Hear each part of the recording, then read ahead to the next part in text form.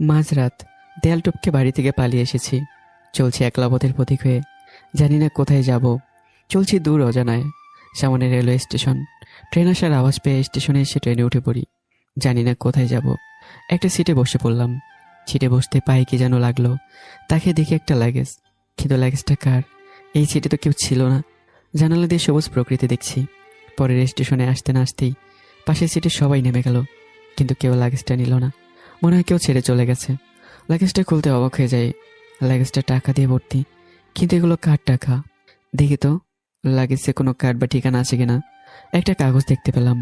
হ্যাঁ, তোমাকেই বলছি। সন্ত্রাসীরা আমার পিছু নিয়েছে, জানি হয়তো আমাকে মেরে ফেলবে। প্লিজ টাকাগুলো আমার বাসায় পৌঁছে দিও, নয়তো আমার পরিবার রাস্তায় বসবে। ঠিকানা 1206/2, তেজগাঁও, ঢাকা। এখন কি করব কিছু বুঝতেছি না। এতগুলো টাকা, টাকাগুলো নিয়ে ঢাকায় চলে আসি। আম্মুর জন্য মনটা খুব কাছে। জানি না আমাকে না পেয়ে আম্মু ওখানে কী করছে। কাগজে লেখা ওই ঠিকানায় চেঞ্জ করে যাচ্ছে। আর মনে পড়ছে আম্মুকে। সামনে একটা কার ও পিক আপ মারাত্মক অ্যাক্সিডেন্ট হয়ে রক্তাক্ত হয়ে গাড়িতে একজন লোক পড়ে আছে, কিন্তু কেউ এগিয়ে আসছে না। সিএনজিটাকে থামিয়ে দৌড়ে গাড়িটির কাছে গিয়ে লোকটিকে বের করলাম।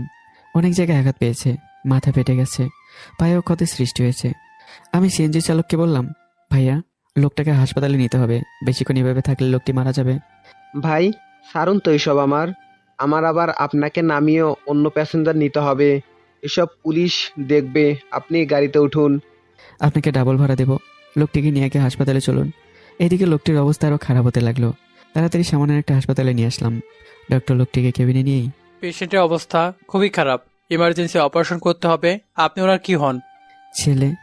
এখনই ক্যাশ কাউন্টারে 5 লাখ টাকা জমা দিন, আমরা অপারেশন শুরু করে দিচ্ছি, নয়তো ওনাকে বাঁচানো সম্ভব না। ওকে ডক্টর, আমি টাকা জমা করে দিচ্ছি, আপনি অপারেশন শুরু করে দেন। কি করব ভাবছি, আমার কাছে তো আর 500 টাকাও নেই। এই টাকাগুলো তো আমার না। সবার আগে জীবন বাঁচানো ফরজ, তাই আর কিছু না ভেবে টাকা জমা দিলাম। লোকটিকে অপারেশন থিয়েটারে নিয়ে গেল। একটু পর নার্স এসে একটা ফোন হাতে ধরিয়ে দিল। এই ফোনটা পেশেন্টের কাছে ছিল, আর জরুরি 2 ব্যাগ ও নেগেটিভ রক্তের ব্যবস্থা করুন। আমি রক্ত দেব, আমার রক্তের গুরুত্ব ও নেগেটিভ। তখন উনি বলল, আপনি তো 1 ব্যাগ রক্ত দিতে পারবেন, আর 1 ব্যাগ। তখন আমি বললাম, আমার শরীর থেকে 2 ব্যাগ নিন প্লিজ। তা স্যার, আমি এখন রক্ত কোথায় পাবো? আমার শরীর থেকে নিন প্লিজ। না, তা কি করে হয়? পাশে থাকা ডক্টর বলল। অনেক রিকোয়েস্ট করার পর নিল। কিছুক্ষণ পর রিংটোন বেজে উঠল। লোকটির ফোনে কেউ ফোন দিয়েছে। রিসিভ করে আমি সালাম দিলাম। কে আপনি? আমার আপুর ফোন আপনার কাছে কেন? ওপাশ থেকে একটা মেয়ে বলতে লাগলো, আপনার বাবা অ্যাক্সিডেন্ট করেছে, এই হাসপাতালে চলে আসুন। কিছুক্ষণ পর মেয়েটি ও তার মা চলে আসলো। মেয়েটিকে দেখতে অপসরীর মতো। আপনি ফোন রিসিভ করেছিলেন তাই না? হ্যাঁ। ওনাকে এই হসপিটালে কে এনেছে? আমি। এই ফালতু মার্কা হসপিটালে ভর্তি করতে কে বলেছে আপনাকে? বলে গালের মধ্যে কোষ একটা থাপ্পড় লাগিয়ে দিল। এমন সময় নার্স বেরিয়ে আসে। তাদের এই মেডিসিনগুলা নিয়ে আসুন। আন্টি, এই নেন ফোন ও মেডিসিনগুলো তাড়াতাড়ি নিয়ে আসেন। আমি চলে যাই। ছোট লোকের বাচ্চা, যা ভাগ। আম্মু, কাগজটা আমাকে দাও, আমি নিয়ে আসছি। হায় রে মানুষ, ওনার বাবাকে বাঁচাতে কত কি করলাম, আর উনি আমার গায়ে হাত তুললো, অপমান করলো। আমার কপালটাই হয়তো খারাপ, তাই এমন কষ্ট পাই। বাইরে এসে কাগজের ঠিকানায় যাওয়ার জন্য সিএনজিতে উঠলাম। তেজগাঁও এসে সিএনজি থেকে নামলাম। একটা লোককে জিজ্ঞাসা করলাম, ভাইয়া, এই ঠিকানাটা একটু দেখিয়ে দেবেন? সামনে গিয়ে ডানে যাবেন, আশেপাশে খুঁজে দেখবেন, পেয়ে যাবেন। অবশেষে বাসাটা খুঁজে পেলাম। কিন্তু এটা কি বাসা নাকি রাজপ্রাসাদ? অনেক সুন্দর ফুলের গাছও লাগানো। ভাই, এটা কি 1206/2 বাসা? তারুণকে জিজ্ঞাসা করলাম। হ্যাঁ, আপনি কে? আমাকে চিনবেন না, এই বাসার লোকের সাথে কিছু কথা আছে, দেখা করতে চাই। ওকে, দাঁড়ান। ম্যাডাম, একটা লোক আসছে, আপনার সাথে দেখা করতে চায়। ওকে ভিতরে পাঠিয়ে দিন। আসসালামু আলাইকুম। এই টাকাগুলো মনে হয় আপনার স্বামীর। এই চিরকুটটা পড়ুন। পকেটে হাত দিয়ে খুঁজে পেলাম না, মনে হয় হারিয়ে ফেলেছি। কোথায় গেল? পকেটে তো ছিল। কি হলো? কি বিড়বিড় করছেন? কিসের টাকা? কই দেখি। আমি লাগেজের চেনটা খুললাম, খুলে বললাম, এই দেখুন। ইমির বাবা তো এই টাকা নিয়ে আসার কথা, উনি কই? আমি জানি না, আমি তো টাকাটা ট্রেনের মধ্যে পাইছি। আমাকে কথা বলতে না দিয়েই তুমি আমার বাবাকে খুন করনি তো? কই সব দারোয়ান?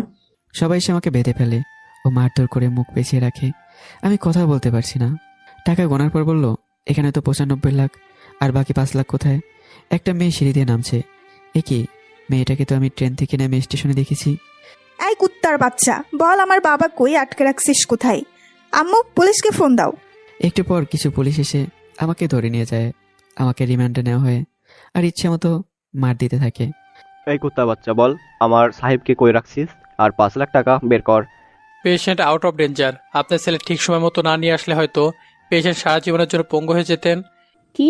আমার ছেলে মানে? আমার তো কোনো ছেলেই নেই। তাহলে উনি কে যে আপনার স্বামীকে হসপিটালে নিয়ে এসেছেন? চিনি না তো। ও, এই বুঝি আপনার মেয়ে ছেলেটিকে থাপ্পড় মারলো? গুড। হয়তো আপনারা বড়লোক, পোশাক আশাকে বলে দিচ্ছে, কিন্তু আপনারা ছোট লোক, বলতেও ঘৃণা হচ্ছে। বাবা মেয়ে কথাগুলো শুনে অবাক হয়ে গেছে। আপনি কি জানেন ছেলেটি চিকিৎসার জন্য 5 লাখ টাকা জমা দিয়েছে? টাকাটা না জমা দিলে হয়তো এখনো পর্যন্ত আপনার স্বামী বেঁচে থাকতো না। মা ও মেয়ে নিশ্চুপ। নিজের শরীর থেকে 2 ব্যাগ রক্ত দিয়েছে, যা আপনার নিজের ছেলে হলেও কত কিনা সন্দেহ। এখন রোগীর কাছে যাওয়া যাবে না। ডক্টর ও নার্স চলে যায়। এদিকে লাকি মানে মেয়েটি, মানে সে অনেক কষ্ট পায়। সেও তার আম্মু নাকি কান্না শুরু করে দেয়। আম্মু, আমি এটা কি করলাম আম্মু? এই কাজের জন্য আমায় আল্লাহ হয়তো ক্ষমা করবে না। কাদের শ্যামা, কখনো যদি দেখা হয়ে যায় ক্ষমা চেয়ে নিস। তবুও লাকি তার অন্যায় বুঝতে পেরে চোখের পানি জড়াচ্ছে। অন্যদিকে আমাকে পুলিশ অনেক মারে। এদিকে আমি কাগজটা হারিয়ে ফেলেছি।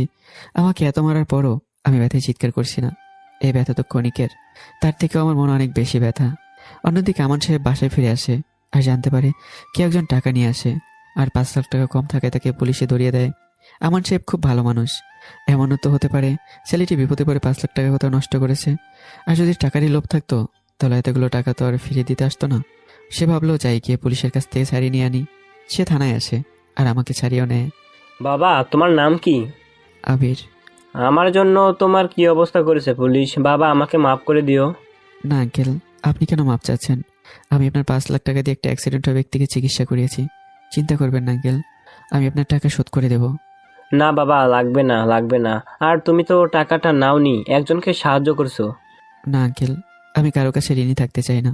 আমার চাকরি হয়ে গেলে আপনার টাকা পরিশোধ করে দেব। তো কি চাকরি করবা? দেখি কি চাকরি করা যায়। আর আমি সবেমাত্র ইন্টার পরীক্ষা দিছি, এখনো রেজাল্ট হয়নি।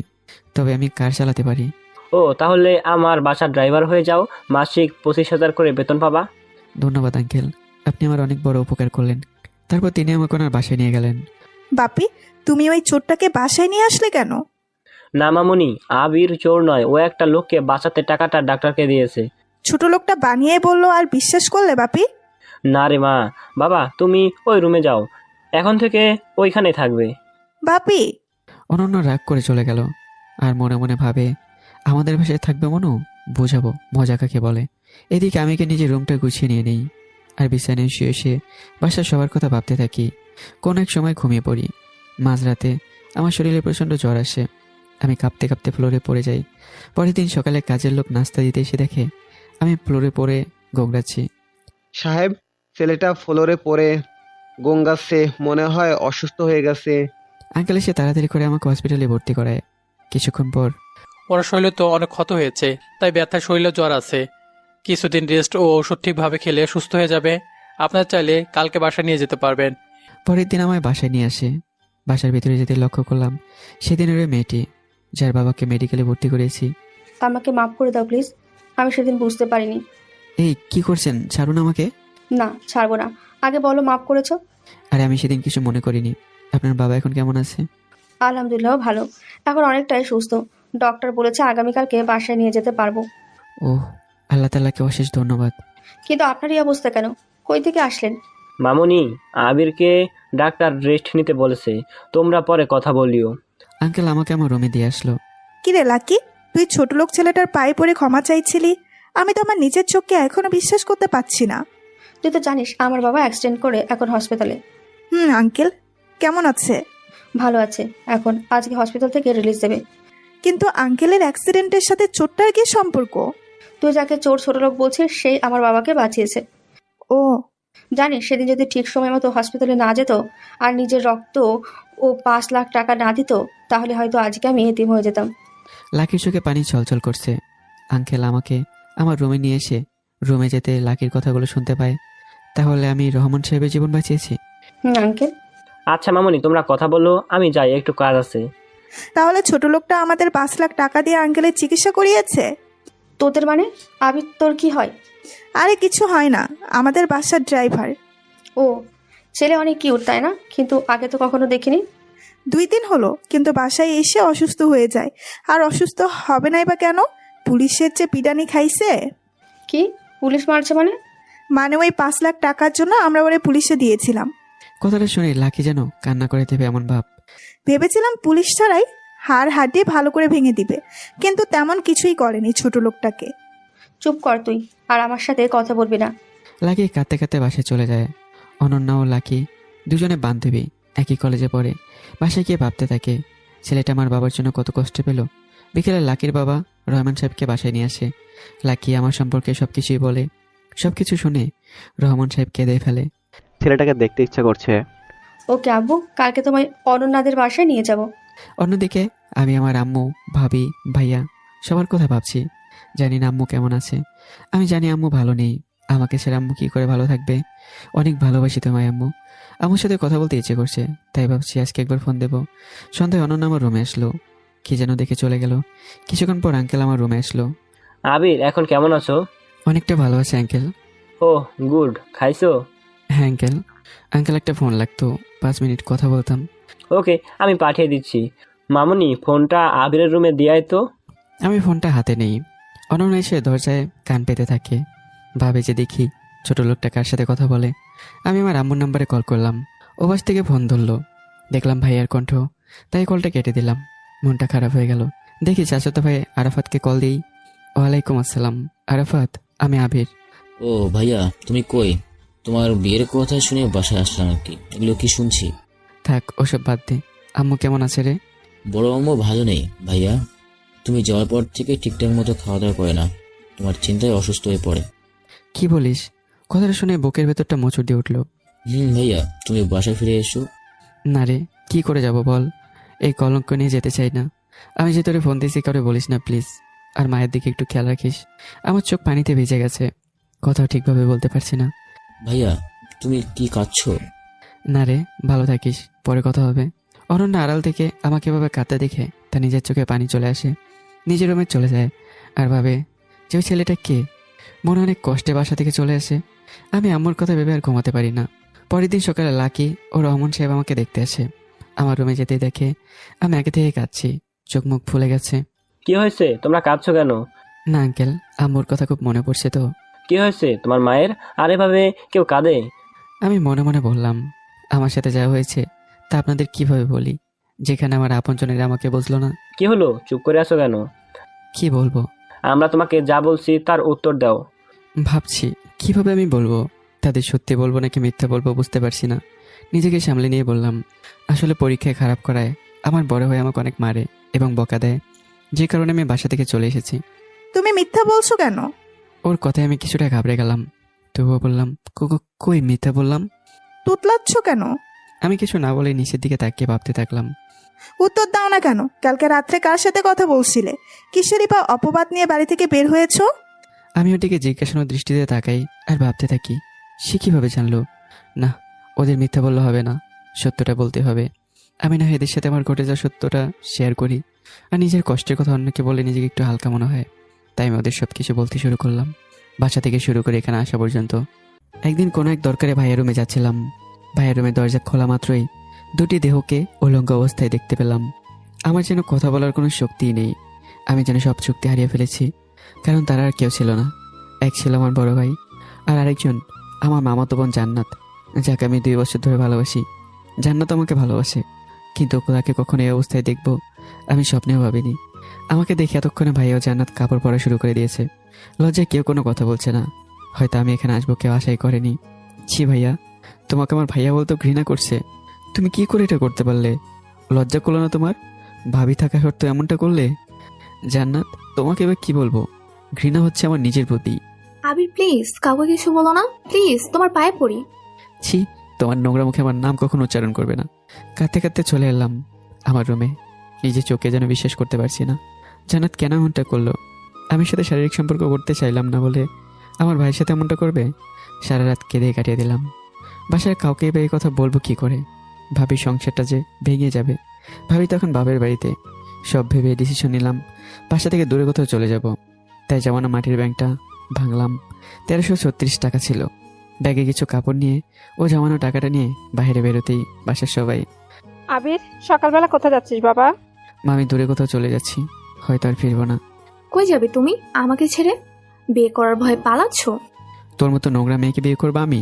কি করে ভাবলি? আমার সাথে রাত কাটানোর আগে মনে ছিল না? কথাটা শুনে আম্মু আমার গালে সজোরে একটা থাপ্পড় লাগিয়ে দিল। তোকে আমার ছেলে ভাবতে ঘৃণা হচ্ছে। এদিকে ভাই এসে আমাকে ইচ্ছা মতো লাঠি দিয়ে পিটাচ্ছে। ব্যথায় আমি চিৎকার করতে লাগলাম। এমন সময় ভাবি ওদের বাসা থেকে চলে আসছে। আমাকে এমনভাবে মারতে দেখে এগিয়ে আসলো আর ভাইয়াকে আটকালো। চোখ দিয়ে অঝরে পানি পড়ছে। নিজের ভাই তার অপরাধ ঢাকতে আমাকে এইভাবে মারছে। আমাকে নিয়ে একটা রুমে আটকে রাখা হলো। নিজের গর্ভধারিণী মাও আমাকে চিনতে পারলো না। 1 বছর আগে ভাই অ্যাক্সিডেন্ট করে যখন মৃত্যুর সাথে পাঞ্জা লড়ছিল, তখন তো আমি আবার 2 ভাগ রক্ত দিয়েছিলাম। সে কী করে পারলো আমার শরীর থেকে রক্ত ঝরাতে? এসব ভেবেই 2 চোখে যেন অশ্রু বাধায় মানছে না।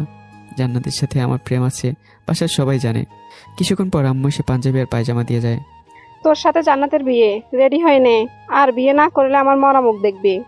মাকে কিভাবে বলি যে জান্নাতকে ভালোবেসে 2 বছরে আমি যে স্পর্শ করলাম না, সে কি করে ভাইয়ের বিছানায় গেল? অবশেষে সিদ্ধান্ত নিলাম যে মায়ের কথা রাখতে বিয়ে করব, কিন্তু বাসা থেকে চলে যাব, যাতে জান্নাতের মুখ আর দেখতে না হয়। একটু পর ভাবি আমাকে জানালা দিয়ে দেখে চোখের পানি ফেলে চলে গেল। হয়তো তার মনে অনেক প্রশ্ন, কেন আমি এসব করলাম। এদিকে ভাবির মাথায় একটা জিনিস ঢুকছে না, আমি তো জান্নাতকে ভালোবাসি, তাহলে কি এমন হলো যে বিয়ে করতে যাচ্ছে না? বিকেলে কাজে আসলো আমার আর জান্নাতের বিয়ে পড়ানো হলো। বিয়ে বাড়ি ঠিকই, কিন্তু কারো মনে কোনো আনন্দ নেই, সবারই মন খারাপ। শুধু আমার বড় ভাই ও জান্নাত ছাড়া। হাতে পায়ে প্রচণ্ড ব্যথা করছে, তবুও কষ্ট করে একটা চিঠি লিখলাম। প্রিয় মা গো, আমি তোমার কথা রেখেছি মা। আমি জান্নাতকে বিয়ে করেছি। জানো মা, তোমার যে মরা মুখ আমার আর সহ্য হবে না। জানো মা, আমি তোমাকে অনেক ভালোবাসি। আমার বাবা অনেক আগেই পরবারে চলে গেছে। জানি না সে থাকলে হয়তো আরও অনেক মারতো আমাকে, কিন্তু তুমি আমাকে মারোনি মা। আমি জানি মা, তুমি আমাকে অনেক ভালোবাসো। অনেক কষ্ট পেয়েছো জানি, কিন্তু আমি কষ্ট দিতে চাইনি। হয়তো একদিন আজকের থেকেও অনেক বেশি কষ্ট পাবে। যেদিন আমার চলে যাওয়ার কারণটা তুমি জানবে। একটা জিনিস ভেবে খুব কষ্ট পাচ্ছি মা, তুমিও আমাকে বুঝলে না। আমি অনেক দূরে চলে গেলাম মা, নিজের খেয়াল রাখবা। এতে তোমার কলিজার টুকরা। সব কথা শোনার পরই ওনাদের চোখে দেখলাম পানি। আমি আবারও নিচের দিকে তাকালাম। সকলে নিচে চলো। আবির, তুমি ফ্রেশ হয়ে নিচে আসো নাস্তা করতে। তারপর সকলে নিচে চলে গেল আর আমি আঙ্কেলের কথা মতো নিচে নাস্তা করতে আসলাম। এসে দেখি তারা আমার জন্য না খেয়ে ওয়েট করছে। আমি আসতে আঙ্কেল বসতে বললেন। আমি মাথা নাড়িয়ে বসে খেতে লাগলাম। খাওয়ার মাঝে কেউ কোনো কথা বলেনি। আমি খেয়ে আমার রুমে চলে আসলাম। মায়ের কথা মনে পড়তেই আবারও চোখটা ভিজে উঠলো। এমন সময় খেয়াল করলাম আমার রুমে কেউ একজন আসলো। আমি চোখ মোছার বৃথা চেষ্টা করলাম। আবারও কান্না করছো কেন? মায়ের কথা মনে পড়ছিল। শোনো, আমি তোমার সাথে যা করেছি তার জন্য সরি। আচ্ছা বাদ দাও, আমি কিছু মনে করিনি। তার কিছুক্ষণ পরও লাকি আমার রুমে আসলো। তাদের সাথে গল্প করতে করতে 12টা বেজে গেছে কখন তো খেয়ালই করিনি। তাই তারা চলে গেল আর আমি গোসল করলাম এবং তার কিছুক্ষণ পরে আজান দিল। আমি নামাজ শেষ করলাম। তখন একজন এসে বলল আঙ্কেল নিচে খেতে রাখছেন। তাই আমি নিচে চলে গেলাম। আমাকে বসতে বলায় আমি বসে পড়লাম এবং লাঞ্চ করলাম। তারপর আমি আমার রুমে এসে পড়লাম। অপরদিকে লাকিরা চলে গেল। শরীরটা খারাপ থেকে আমি ঘুমায় পড়লাম। বিকেলে ঘুম ভাঙে কিছুক্ষণ পর অনন্যা আসলো। তোমার শরীর কেমন লাগছে? এই তো ভালোই। আচ্ছা ছাদে চলো, ছাদে যাই তাহলে ভালো লাগবে। আচ্ছা চলো। আমি আর অনন্যা ছাদে গেলাম। ছাদ দেখে আমি অবাক। ছোট্ট একটা বাগান বললে ভুল হবে না। আমার কিছু প্রিয় ফুলও আছে এখানে। মাঝে একটা দোলনা এবং একপাশে একটা বসার স্থান আছে। চলো আমরা ওখানে বসে কথা বলি। হ্যাঁ, আমি আর অনন্যা কথা বলছি। পরন্ত বিকালটা ভালোই লাগছে, তবুও কেমন যেন একটা শূন্যতা অনুভব করলাম। কথায় আছে স্মৃতি মানুষকে কুরে কুরে খায়। আগে বিকেলে সন্ধ্যায় কত ছাদে উঠেছি। কি ভাবছো? দেখো সূর্যটা কত সুন্দর লাগছে।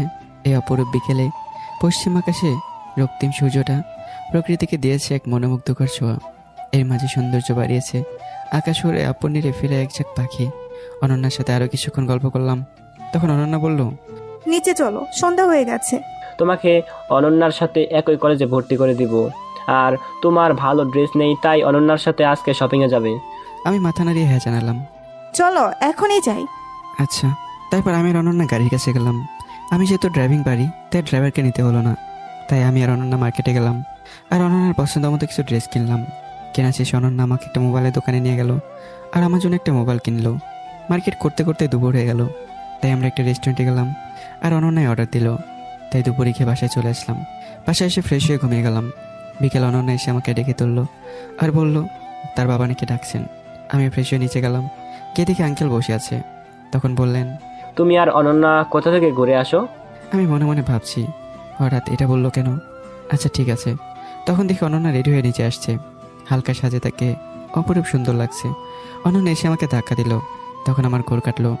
আঙ্কেলকে বলে আমি আর অনন্যা বেরোলাম। তখন অনন্যা বলল, জানো আমি বাবাকে বলেছি আমরা কোথা থেকে ঘুরে আসি। আচ্ছা চলুন তাহলে একটু ব্যাগ থেকে ঘুরে আসি। বাবা, আমি আর আবির কোথাও থেকে ঘুরে আসি। কেন?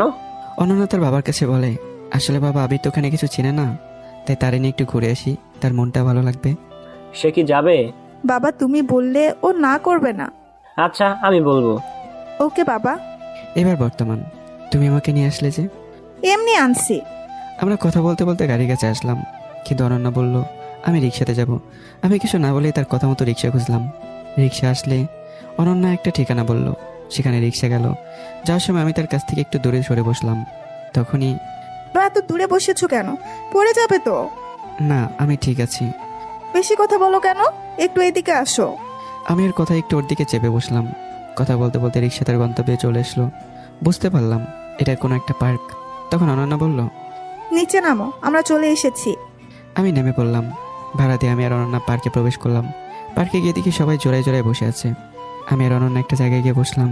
আর অনন্যার সাথে কথা বলতেই মনটা ভালো হয়ে গেল। পরে আমি আর অনন্যা চলে আসলাম বাসায়। পরের দিন আঙ্কেল বলল কলেজে তিনি ভর্তির ব্যাপারে কথা বলেছেন, আর ওনারা বলেছেন আগের কলেজের ছাড়পত্র মানে টিসি লাগবে। এই জন্য আমি আঙ্কেলের থেকে বিদায় নিয়ে আমার গ্রামের দিকে চললাম। বাসের টিকিট কিনে বাসে উঠে পড়লাম। আমাদের বাস স্ট্যান্ডে পৌঁছাতে দুপুর 12টা বেজে গেল। আমি মুখে মাস্ক পরেছিলাম যাতে কেউ আমাকে চিনতে না পারে। আমি অফিস রুমে গিয়ে প্রয়োজনীয় কাগজপত্র নিয়ে বের হয়ে আসতে যাব, তখনই জান্নাতকে দেখলাম দূরে তার বান্ধবীদের সাথে দাঁড়িয়ে আছে, কিন্তু তাকে দেখে মনে হচ্ছে সে ভালোই আছে। আমি না তাকিয়ে চলে আসলাম। আবার টিকিট কেটে বাসে উঠলাম। তখন দেখলাম আম্মু এবং ভাবি কোথায় যেন যাচ্ছে। আর আম্মুকে দেখে আমার চোখে জল এসে গেল। মনে হচ্ছে আম্মুকে গিয়ে এক্ষুনি জড়িয়ে ধরি, কিন্তু তার আর কোনো সুযোগ নেই। তাদের কাছে আমি অপরাধী। আমি কিভাবে যাব তাদের কাছে? তারপর বাস ছেড়ে দেয়। আমি কিছুক্ষণ পর ঘুমিয়ে যাই। তারপর বাসের ড্রাইভারের ডাকে আমার ঘুম ভাঙলো। বললেন আমি গন্তব্যে পৌঁছে গেছি। ওখান থেকে বাসে পৌঁছাতে রাত হয়ে গেল। রাতে ফ্রেশ হয়ে খাবার খেয়ে ঘুমিয়ে পড়লাম। পরদিন সকালে শুনতে পারি রাত্রে অনন্যার জ্বর আসছিল। তার কি করার, আঙ্কেলকে বলে আমি চলে গেলাম কলেজে। অনন্যার শরীর খারাপের জন্য সে বাসায় থেকে গেল। কলেজে গিয়ে ভর্তি হলাম। আমি তো আর জানি না আমাদের ক্লাস কোথায়, তাই খুঁজতেছিলাম। তখন থেকে লাকি কলেজ আসছে। আমি ওর কাছে গেলাম। কেমন আছো? আমি ভালো আছি। অরণ্যা কই? ওকে তো দেখছি না। ওর শরীর খারাপ, তাই ও আজকে আসেনি। কি হয়েছে তার? হালকা জ্বর আসছে। ও আচ্ছা। আমাদের ক্লাসরুম কোথায় আমি খুঁজে পাচ্ছি না। আমার সাথে চল। ওকে। তারপর আমি আর লাকি ক্লাসরুমে গেলাম। লাকি ওর জায়গায় চলে গেল, আর আমি পিছনে একটা সিটে গিয়ে বসলাম। কিছুক্ষণ পর একজন ছেলে এসে আমার পাশে বসলো। আমি রাহাত। তোমার নাম কি? নতুন মনে হচ্ছে। আমার নাম আবির। আমরা বন্ধু হতে পারি? অবশ্যই, কিন্তু তুমি বলতে হবে। ঠিক আছে, চল আমার বন্ধুদের সাথে পরিচয় করিয়ে দেই। চলো। রাহাত আমাকে ওর বন্ধুদের কাছে নিয়ে গেল। আমি বললাম, হাই আমি আবির। আমি সারা। ওদের সাথে কথা বলতে বলতে ক্লাসের ঘন্টা বাজলো। আমরা ক্লাসে গেলাম। যথারীতি ক্লাস করে লাকি সহ সবাইকে বিদায় দিয়ে বাসার পথে পা বাড়ালাম। বাসা 10 মিনিটের পথ, তাই হেঁটে আসছিলাম। তখন দেখলাম কে যেন অ্যাক্সিডেন্ট করেছে, তাই আমি সেখানে গেলাম। হাসপাতালে নেওয়ার লোকই নেই। এদেশে শুধু অন্যের বিপদ দেখতে পারে, সাহায্যের লোক খুব কম। লোকটির গাড়ি অ্যাক্সিডেন্টে খারাপ হয়ে যাওয়ার কারণে আমি একটা সিএনজিতে তাকে হাসপাতালে নিয়ে গেলাম। ওনার জ্ঞান ছিল না, তাই আমি নার্সকে ডেকে ওনাকে একটা বেডে শুয়ে দিলাম। আর ডক্টর এসে ওনাকে এমার্জেন্সিতে নিয়ে গেল। আর আমার কাছে ওনার মোবাইলটা দিয়ে বলল 2 লক্ষ টাকা জমা দিতে, কিন্তু আমার কাছে তো টাকা নেই। আমি কি করব বুঝতেছি না। তখন দেখলাম ওনার মোবাইল একটা নাম্বার, যে নাম্বার থেকে ফোন আসছে। তখন আমি ফোনটা রিসিভ করলাম। মেলি কণ্ঠে বুঝলাম ওনার স্ত্রী হবে মনে হয়, তাই আমি সব ঘটনা বললাম এবং ঠিকানা অনুযায়ী আসতে বললাম। 20 মিনিট পর মহিলা আসলো। আমি ওনাকে বললাম যে ডাক্তার টাকা জমা দিতে বলেছে, কিন্তু আমার কাছে টাকা নেই। তখন উনি কার্ড থেকে টাকা পে করলেন। এবার চলুন ওনাদের পরিচয়টা দিয়ে নেই। যিনি অ্যাক্সিডেন্ট করেছেন তিনি হলেন এদেশের টপ ব্যবসায়ী রায়হান চৌধুরী, আর মহিলাটি হলেন মিসেস রায়হান চৌধুরীর স্ত্রী ইয়াসমিন চৌধুরী। আর ওনাদের 5 বছরের একটা বাচ্চা আছে, তার নাম মাহি। পরিচয় পর্ব শেষ, এবার বর্তমানে আসা যাক। ইয়াসমিন চৌধুরী কান্না করছিলেন। তার কিছুক্ষণ পর ডক্টর আসলেন এবং বলেন রোগীকে সঠিক সময়ে আনার জন্য বেঁচে গেছে। আমরা কি ওনার সাথে দেখা করতে পারি? বেডে শিফট করার পর দেখা করতে পারবেন। ধন্যবাদ ডাক্তার। ধন্যবাদ উপরওয়ালাকে দিন। আমি আসি। কিছুক্ষণ পর ওনাকে বেডে শিফট করা হলো। তখন আমরা 3 জন গেলাম। তুমি কই থাকো? এক আঙ্কেলের ওখানে। ও আচ্ছা। আমি যাই তাহলে? আচ্ছা যাও। আর শোনো, আমার কার্ডটা রাখো, কোনো সমস্যা হলে আমার কাছে এসো। আমি ওনার কাছ থেকে কার্ডটি নিয়ে তাদের কাছ থেকে বিদায় নিয়ে চলে আসলাম। বাসায় আসার পরেই আঙ্কেল জিজ্ঞাসা করলেন এত দেরি হলো কেন। আমি আজকে ঘটে যাওয়া সমস্ত ঘটনা বললাম। উনি বললেন আচ্ছা ঠিক আছে, তুমি ফ্রেশ হয়ে আসো, খাবে। তারপর আমি রুমে গিয়ে ফ্রেশে খাবার খেতে চলে আসলাম। দেখলাম অনন্যাও আছে। আমি ওরে বললাম শরীর ঠিক আছে? অনেকটা সুস্থ এখন। আর কেউ কোনো কথা না বলে খেয়ে উঠলাম আর রুমে চলে আসলাম। তারপর গোসল করে এক ঘুমে বিকাল ঘুম থেকে উঠে ফ্রেশ হলাম। অনন্য অসুস্থ থাকায় আজকে আর ছাদে গেলাম না, তাই রুমে বসে মোবাইলে ফ্রি ফায়ার গেম খেলা শুরু করলাম। সন্ধ্যায় হালকা নাস্তা করে পড়তে বসলাম। পড়তে পড়তেই রাত 11টা বেজে গেল। তখন একজন এসে বলল খাবার খাওয়ার জন্য, তাই আমি বই রেখে খেতে চলে গেলাম। রাতের খাবার খেয়ে আমি আবার রুমে এসে শুয়ে পড়লাম আর মোবাইলটা নিয়ে ফেসবুকে ঢুকলাম। কারোর সাথে যেন কথা না হয় সেজন্য নতুন একটা অ্যাকাউন্ট খুলেছি এবং আগেটা ডিঅ্যাক্টিভেট করেছি। কিছুক্ষণ ফেসবুকে থেকে বের হয়ে ভাবতে লাগলাম আমাকে অনেক বড় হতে হবে, কিন্তু কী কারণে এই চিন্তা না হয় এখন অজানাই থাকুক। ভাবতে ভাবতে কখন যে ঘুমের রাজ্যে চলে গেছি নিজেও জানি না। পরের দিন সকাল উঠে ফ্রেশ হলাম আর নাস্তা করে আমি আর অনন্যা একত্রে একটা রিক্সাতে কলেজের উদ্দেশ্যে রওনা দিলাম। আর 5 মিনিটেই চলে আসলাম। আমি অনন্যা লাকি এক জায়গায় আড্ডা দিচ্ছিলাম, তখন আমাদের সাথে আমার বাকি বন্ধুরাও আসলো। একদিনেই এত বন্ধু? আমার আচ্ছা বাদ দাও। আচ্ছা রাহাত, তোর জিফ নেই? নাই। একদম মিথ্যা বলবি না। তাহলে সাইমাকে? আসলে সাইমা হলো লাকির খালাতো বোন, আজকে কলেজে আসেনি। তলে তলে এত কিছু আর আমি জানি না। আমি তারে পছন্দ করি, কিন্তু সে আমাকে করে কিনা জানি না। তার বপ আছে কিনা তাও জানি না। আচ্ছা চিন্তা করিস না, ওর বফ নাই, আমি সব ঠিক করে দেবো। সত্যি? তবে একটা শর্ত আছে। কি শর্ত? আমাদের আজকে ট্রিট দিতে হবে। আচ্ছা পরে দেব। সহমত। না তাহলে হবে না। আর সাইমাকেও পাবি না। এই না মানে কখন নিবি ট্রিট? চল আজকে ক্লাস করব না, আর এখনই ট্রিট দিবি তুই। এই তোরা বন্ধু নাকি শত্রু? দুইটাই। তারপর আমরা আজকে আর ক্লাস না করে একটা রেস্টুরেন্টে গেলাম আর যে ইচ্ছা খেলাম। আর বিল আসলো 1570 টাকা। বেচারা রাহাত একেবারে ফকির। রেস্টুরেন্ট থেকে বের হয়েই রাহাত বলতেছে আমার একদিন আসবে। তখন সবার কাছ থেকে বিদায় নিয়ে হেঁটে হেঁটে আমি আর অনন্যা আসতেছিলাম। তখন একজন ছেলে অনন্যার মোবাইল নিয়ে দৌড় দেয় আর আমি দৌড়ে তাকে ধরে ফেলি। যখনই মারতে যাব তখন ওর চেহারা দেখে মায়া লাগলো। আর এই ছেলেটা বলে ভাই আমাকে ছেড়ে দেন, আমার বাবা নেই, মা অন্যের বাড়িতে কাজ করতো, কিন্তু মাও অসুস্থ আর আমি গতকাল থেকে কিছু খাইনি, কাজ খুঁজছি পাইনি, তাই এই কাজ করতে আসছিলাম, প্লিজ আমাকে ছেড়ে দেন। নাম কি তোমার? আমার নাম নাইম, প্লিজ ভাই মায়েরেন না। তখন আমি অনন্যাকে একটা রিক্সা করে বাসে পাঠিয়ে দিই আর আমি এই ছেলেটাকে নিয়ে একটা হোটেলে যাই। তাকে কিছু খাবার খেয়ে তাকে নিয়ে বাইরে আসলাম। আর বাইরে এসে আমার কাছে থাকা 500 টাকায় কিছু পত্রিকা কিনে দিলাম এবং বললাম এটা বিক্রি করে তোমার আরও লাভ হবে, ওটা দিয়ে তোমার মায়ের খাবার আর ওষুধ নিয়ে যেও, আর বাকি টাকা দিয়ে আবারও কিছু কিনে বিক্রি করো। আপনার মন অনেক ভালো, আল্লাহ আপনার মঙ্গল করুক, আমি মাকে গিয়ে আপনার কথা বলবো। আমি তার কাছ থেকে বিদায় নিয়ে চলে আসতেছিলাম, কিন্তু তার কথা শুনে আমার মায়ের কথা মনে পড়লো। অজানা কারণেই চোখ থেকে দুপুরটা জল পড়লো। এভাবে বাসায় চলে আসলাম। ফ্রেশ হয়ে দুপুরের খাবার খেতে চলে গেলাম। খাবার খেয়ে আমার রুমে আসলাম আর এসে গেম খেলতে শুরু করি। বিকেলে অনন্যা আসলো আমাকে ডাকতে। সে বলল যে ছাদে যাবে, তাই আমি তার সাথে ছাদে গেলাম। আচ্ছা ওই ছেলেটার কি করলে? আমি ওর সাথে ঘটে যাওয়া সকল ঘটনা বললাম। সে আমার দিকে তাকিয়ে আছে। আমি যতই তারে দেখছি ততই মায়ায় পড়ে যাচ্ছি। অন্য মানুষের উপকার করার জন্য কত কিছু করে, কিন্তু আমার ওকে ভালো লাগে কেন? আমি কি ওকে ভালোবাসি? না না, তা হবে কেন? আমরা তো শুধু বন্ধুর মতো। চুপ হয়ে আছে কেন? না কিছু না, এমনি। ও তাই বলো।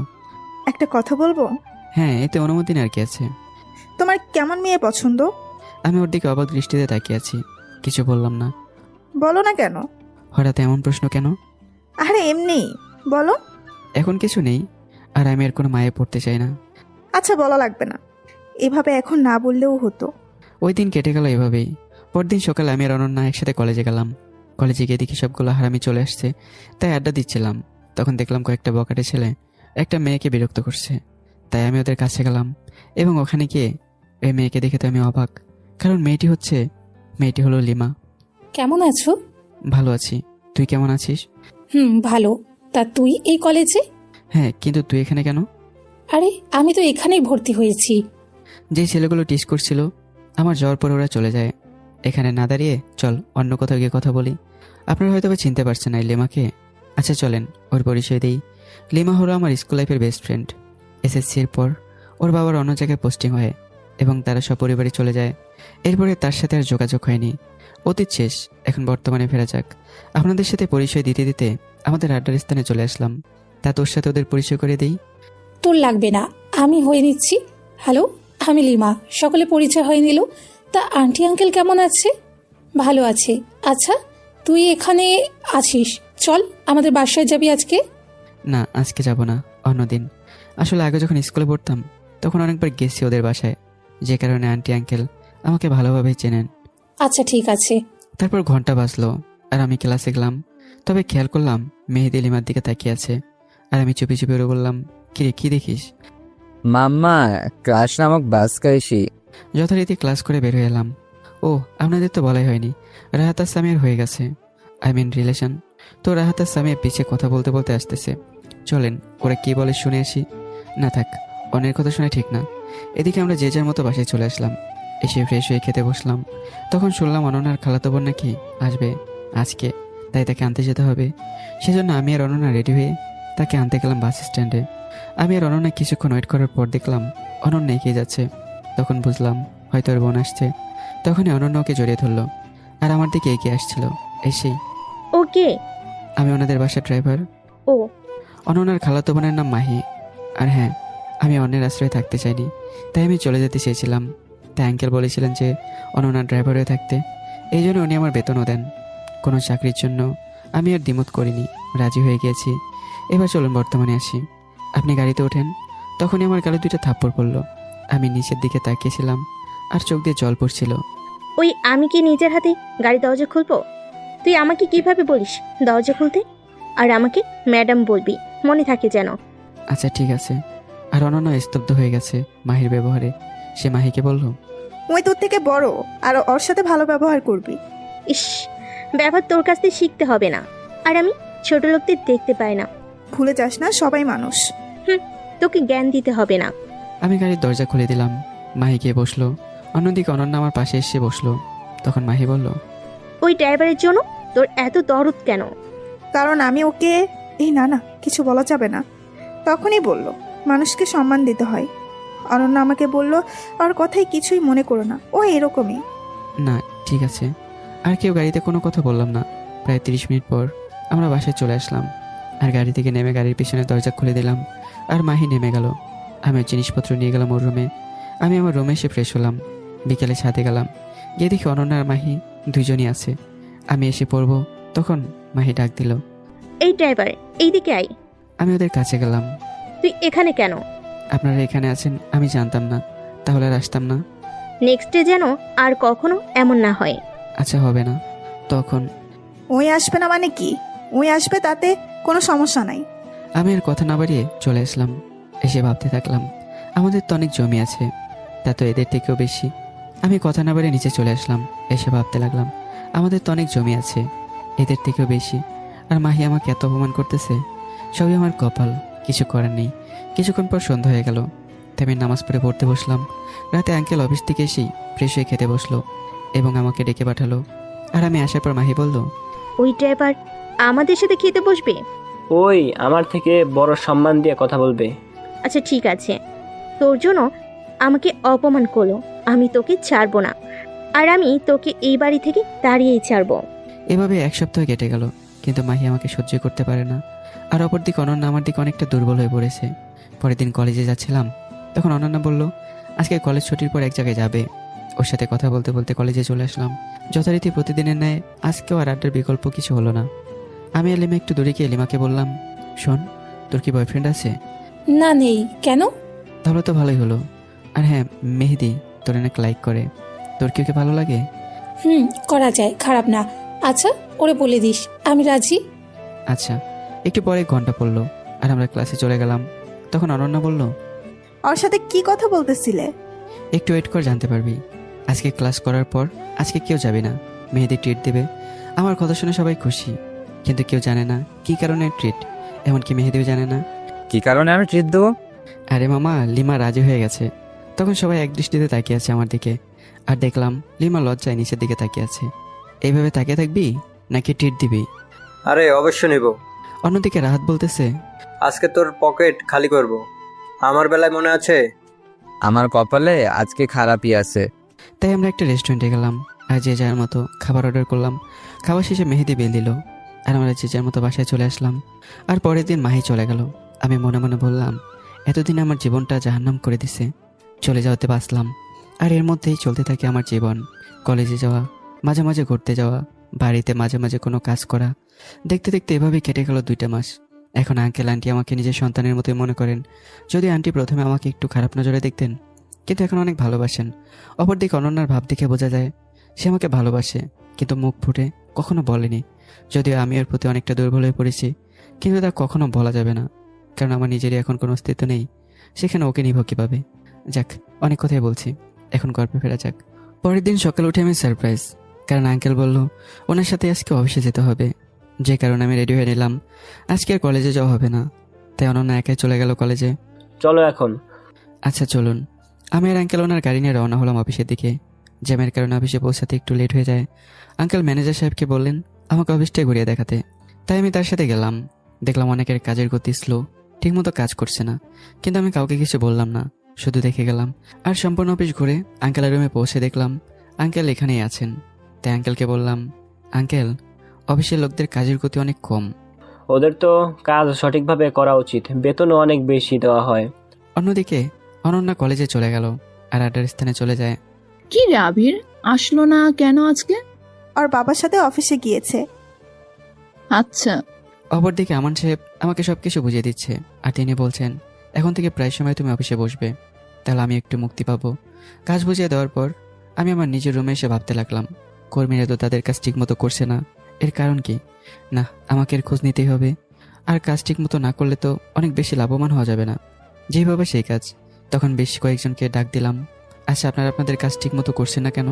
আমাদের পরিশ্রম হয় অনেক, আর সেই তুলনায় টাকা অনেক কম পাই, আর অন্য ফ্যাক্টরিতে আরো ভালো টাকা পেতাম।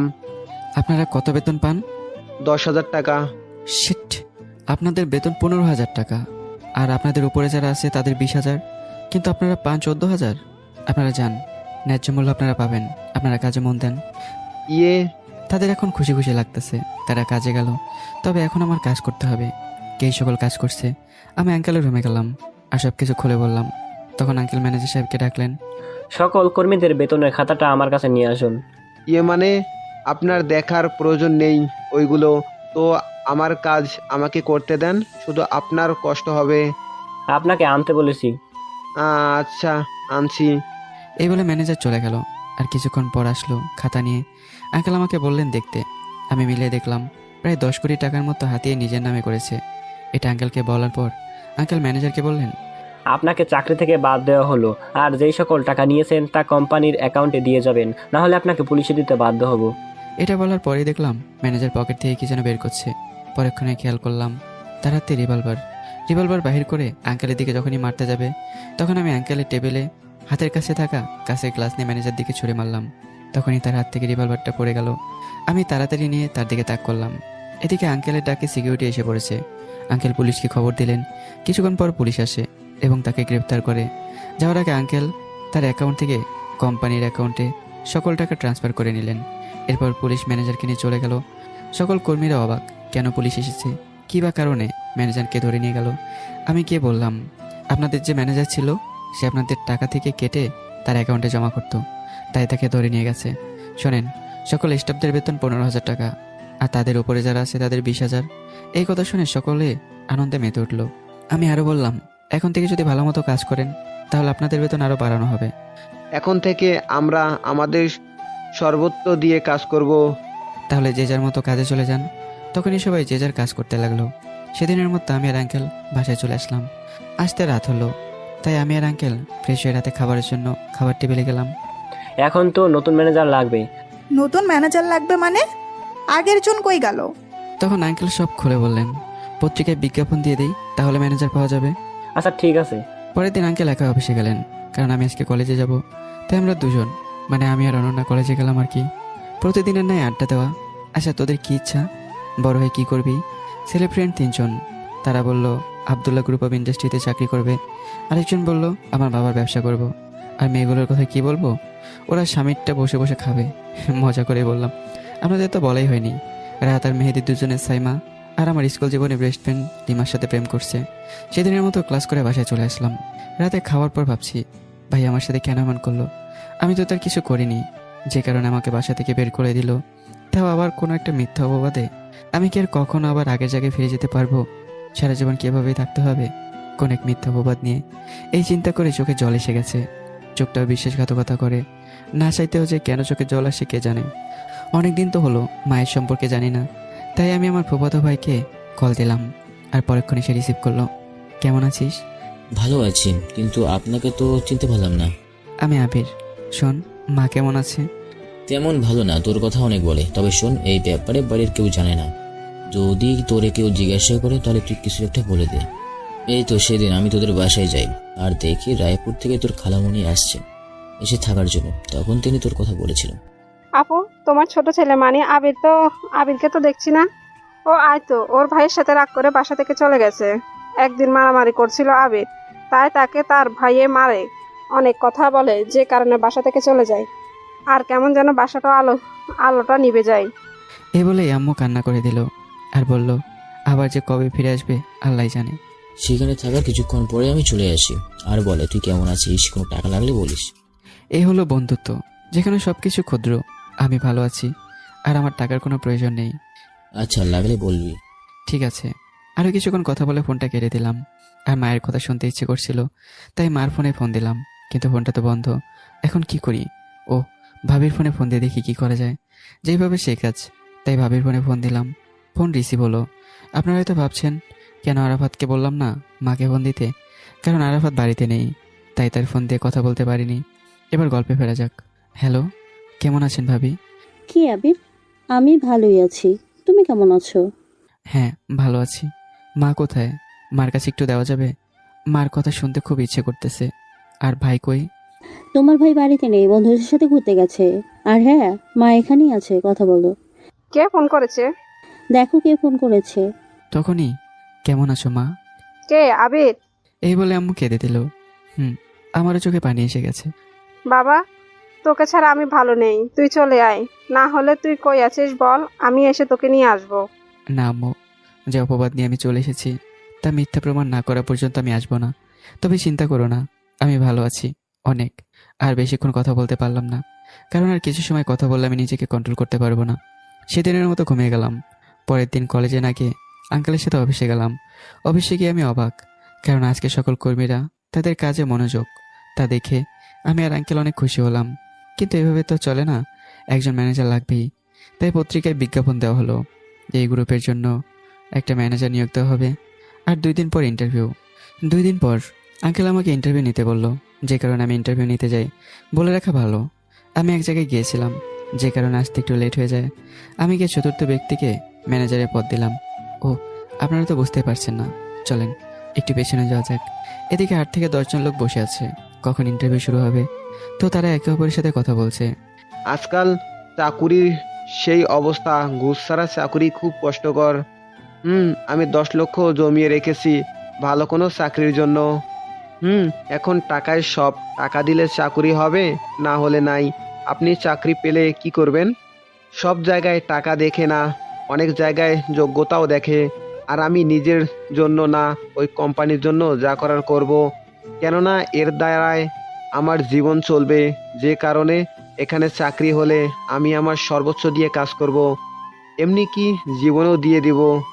আমি এখানে কাজ করে নিজের জীবন গড়ব।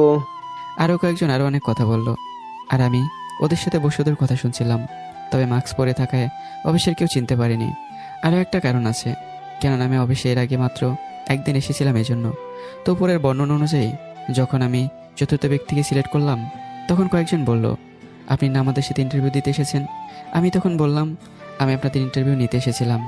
আর ওর কথাই ঠিক, যে কারণে তাকে সিলেকশন করেছি।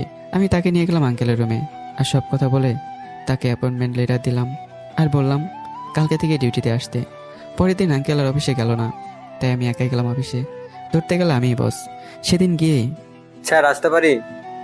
আসো আর বসো। ধন্যবাদ স্যার। স্যার আমার কি কাজ করতে হবে বলেন। আমি তাকে তার সকল কাজ বুঝিয়ে দিলাম। এখন তো বলবেন অয়নকে। অয়ন হলো এখন নতুন ম্যানেজার, যাকে কালকে নিয়োগ দেওয়া হয়েছে।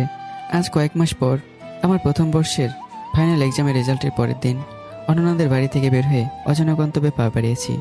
আপনারা তো বুঝলেন না কেন বের হলাম, তা না হয় পরে জানবেন। ভাবছিলাম কেন আমার সাথে এমন হয়, আমি কি এমন করেছি মিথ্যা অপবাদে বাসা থেকে বের হওয়া। অন্যদিকে আমার ভাই মানে রাজ মনে মনে ভাবছে, আমি অনেক বড় ভুল করেছি, কিন্তু তুই তো আমার আপন কেউ না, যে কারণে তোর সাথে এমন করেছে। আমি চাইনি এই বিশাল সম্পত্তির অধিকারী অন্য কেউ একজন হোক। আমার এই পাপ জীবনে ক্ষমার অযোগ্য। আবির, আমি তোমাকে এখনো অনেক ভালোবাসি, কিন্তু আমি কি করব? তখন তো আমার করার কিছু ছিল না, আমার কোনো দোষ ছিল না। আবার আপনাদের গত পর্বে বলা হয়েছিল আমাকে অনেক বড় হতে হবে, অনেক টাকা হতে হবে, কিন্তু এখন সব ধোঁয়াশা। আপনাদের সব তো মাথার উপর দিয়ে গেল। সমস্যা নেই, আস্তে আস্তে জানতে পারবেন। কয়েক মাস পর আজকে অনন্যাদের বাসা থেকে বের হয়ে অজানা গন্তব্যে হেঁটে চলেছি। তো কয়েক মাস আগের ফ্ল্যাশব্যাকে ঘুরে আসি কি হয়েছিল তখন। আমি অয়নকে বা নতুন ম্যানেজারকে কাজ বুঝিয়ে দিয়ে বাসায় আসলাম। আজ শরীরটা ক্লান্ত লাগছিল, যে কারণে বাসায় এসে ফ্রেশ না হয়ে শুয়ে পড়ি। সন্ধ্যায় ঘুম ভাঙলে ফ্রেশ হয়ে পড়তে বসলাম। পরের দিন অফিসে না গিয়ে কলেজে গেলাম। আর বলে রাখি, আমি যেদিন অফিসে যাই সেদিন আঙ্কেল অফিসে যান না, তাই আজকে আঙ্কেল অফিসে গেছেন। আমি কলেজে গিয়ে আড্ডা দিচ্ছিলাম, তখন একজন বলল আমরা সবাই কোনো এক জায়গা থেকে ঘুরে আসি। আমি অনন্যার দিকে তাকালাম, সে বলল যাবে। তা আমিও বললাম কোন জায়গায় যাবি? সবাই বলল কক্সবাজার যাবে। তাই আমি কিছু বললাম না, যদি আমি কক্সবাজারে অনেক জায়গায় চিনি, কিন্তু কিভাবে চিনি তা এখন বলবো না, আস্তে আস্তে জানতে পারবেন। তাই কবে যাওয়া যায় তা ঠিক করতে লাগলাম। আমরা বেশ কয়েকজন, আমি, অনন্যা, লাকি, রাহাত, মেহেদি, রাফি, সাইমা, সারা, রিতা, লিমা, এই 10 জন যাব। তা সবাই ঠিক করলাম 1 সপ্তাহ পরে যাব।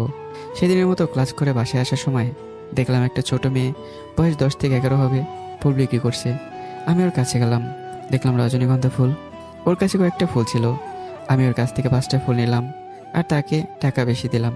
তবে হ্যাঁ, অনন্যা আমার পাশেই ছিল আর আমি ফুলগুলো ওর জন্যই নিয়েছি। ফুলগুলো নিয়ে হাঁটতে লাগলাম। তখন, আচ্ছা ফুলগুলো নিলে কেন? তোমার জন্য নিয়েছি, আর এটা তো তোমার প্রিয় ফুল। এই 1 মিনিট, তুমি জানলে কিভাবে? তোমার মনে আছে যেদিন তোমার বাসার সাথে প্রথম যাই, সেদিন তুমি বলেছিলে তোমার প্রিয় ফুল রজনীগন্ধা, কিন্তু তোমার কাছে এই ফুল নেই, কারণ তুমি লাগানোর পরেই মরে গিয়েছিল। ও, আমি তাকে এই ফুলগুলো দিলাম আর তাকে দেখে বোঝা যায় সে অনেক খুশি হয়েছে। ওর সাথে কথা বলতে বলতে বাসায় চলে আসলাম। এরপর কয়েকদিন কলেজে গেলাম না, তাই অফিসে গেলাম। এখন কর্মীদের তাদের কাজের গতি প্রায় দ্বিগুণ বাড়িয়ে দিয়েছে, আর আমি আঙ্কেলের সাথে কথা বলে সবার বেতন আর 2000 করে বাড়িয়ে দিলাম। 6 দিন পর আজকে কলেজে গেলাম আর বললাম আজকে এই ঠিকানায় আসতে। তো পরের দিন সবাই ঠিক মতো চলে আসলো। আমরা ছোট একটা মিনি বাস ভাড়া করেছিলাম, ওটা থেকে উঠলাম। আমি মাঝামাঝি একটা সিটে বসেছি, আমার সাথে অনন্যা বসেছিল, আর সে বসেছিল জানালার পাশে। জার্নি করার সময় কখন যে ঘুমিয়ে পড়েছি নিজেও জানি না। ঘুম ভাঙলো যখন, তখন দেখলাম আমার মাথা অনন্যার কাঁধে। সরি কেন? আমার কাঁধেই তো দিয়েছো।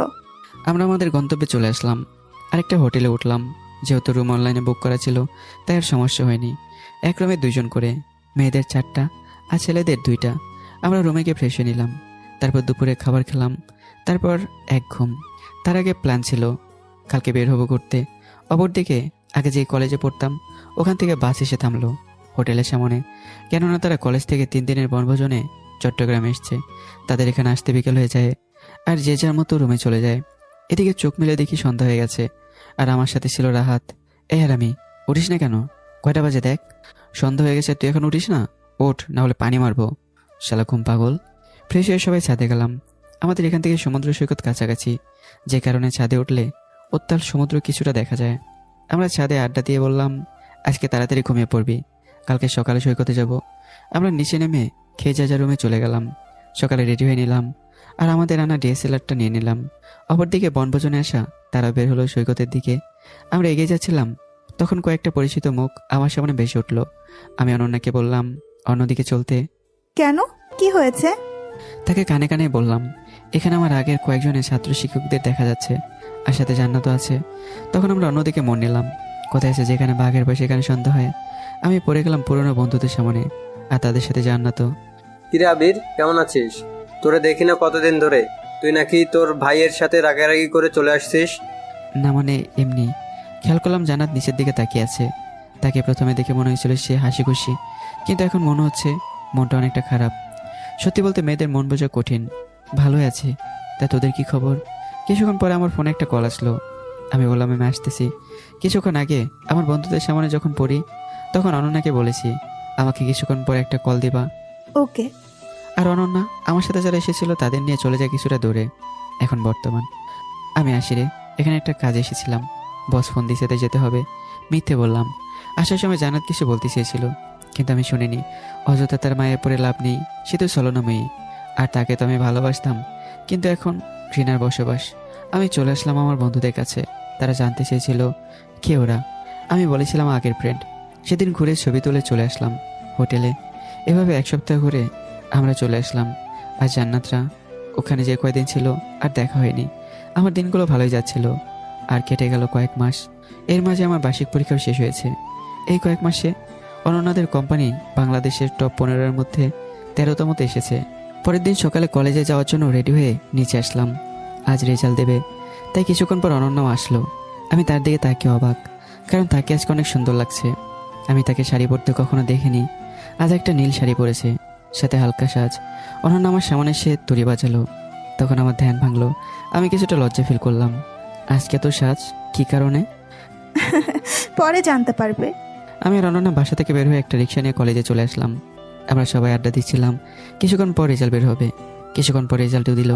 আমাদের সবার ভালো রেজাল্টই হলো, যদি আমি প্রথম হয়েছি আর অনন্যা দ্বিতীয়।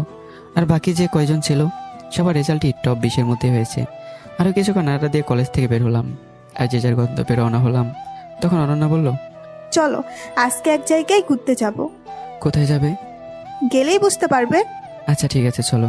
পরে একটা রিক্সা নিয়ে অনন্যার কথা মতো একটা জায়গায় গেলাম। আর তা ছিল একটা পার্ক। তা তুমি আমাকে এখানে কেন নিয়ে আসলে? চলো ভেতরে। আমি ভেতরে গেলাম। কিছুক্ষণ কথা বলি। আচ্ছা তোমাকে একটা কথা বলি, কিছু মনে করো না। হ্যাঁ বলো, কি বলবে? জানি না তোমাকে কেন আমার এত ভালো লাগে। তুমি কি দিবে তোমার হাতটা ধরে হাঁটতে? প্রমিস, ছেড়ে যাব না কখনো। আমি সত্যিই তোমাকে ভালোবেসে ফেলেছি। পারবে কি আমাকে তোমার জীবন সঙ্গিনী করতে? I love you so much. আমাকে একটু ভাবতে দাও। আমি তোমার জন্য সারা জীবন ওয়েট করতে পারবো। এটা বলে হাঁটতে শুরু করলাম। অনন্যা আমার সাথে ছিল। আমি ওর সাথে যতটা সম্ভব স্বাভাবিক আচরণ করলাম। যদি আমি আগেই বুঝতে পেরেছিলাম সে কিছু একটা বলবে।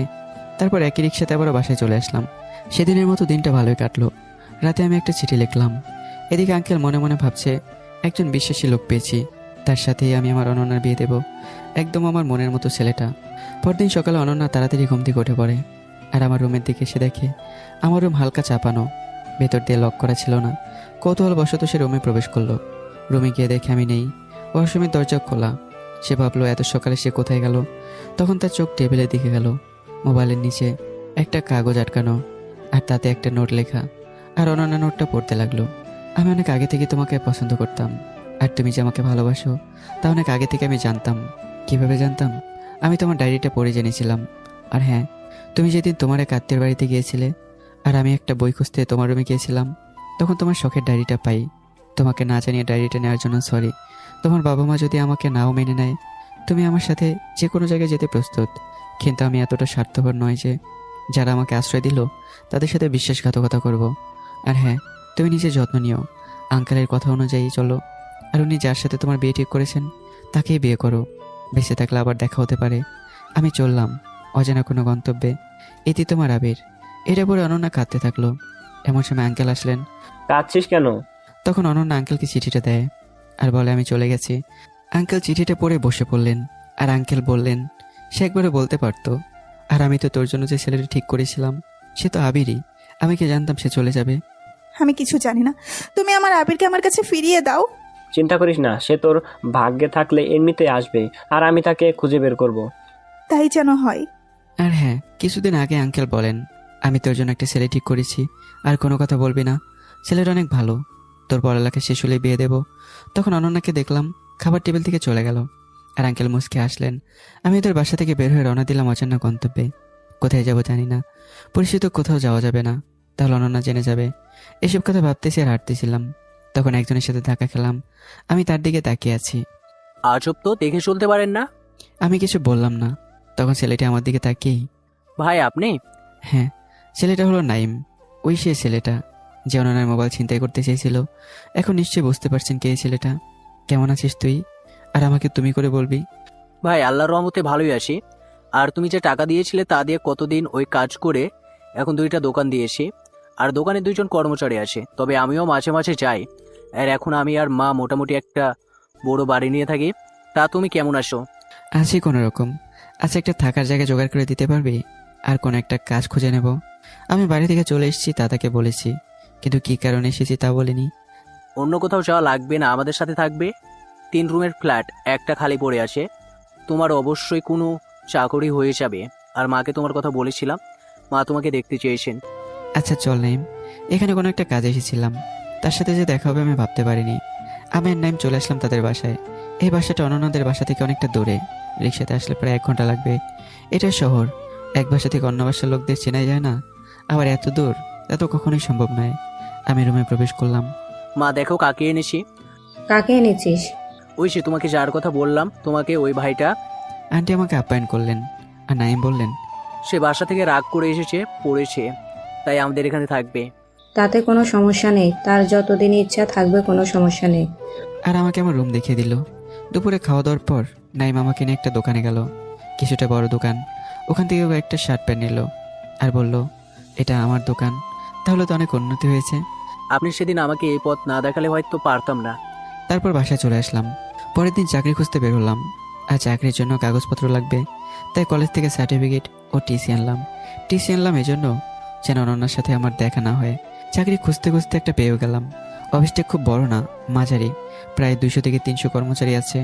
এখানে যেই সকল প্রোডাক্ট তৈরি হয় তা সম্পর্কে ভালো ধারণা আছে, তাই যেই সকল প্রশ্ন জিজ্ঞাসা করলো সবের সঠিক উত্তর দিলাম। যদিও আমি রায়হান চৌধুরীর অফিসে তার দেওয়া কার্ড অনুযায়ী চাকরি করতে পারতাম, কিন্তু ওখানে যাব না। কেননা ওনার সাথে আমান চৌধুরী বা ওনার বাবার ব্যবসায়িক সম্পর্ক ভালো আছে, যে কারণে ওনার ওখানে গেলে অনন্যারা জেনে যাওয়ার সম্ভাবনা আছে, তাই সেখানে যাইনি। এখানে চাকরি সম্পন্ন হওয়ার পর কালকে থেকে চাকরিতে আসতে বলেছে। আমি অফিস থেকে বের হয়ে মিষ্টি নিয়ে বাসায় রওনা দিলাম। বাসায় এসে সবাইকে জানালাম আমার চাকরি হয়েছে, আর ওনারাও খুশি হলেন। যেহেতু চাকরি হয়ে গেছে তাই আমাকে অন্য কোনো এক ভার্সিটিতে ভর্তি হতে হবে।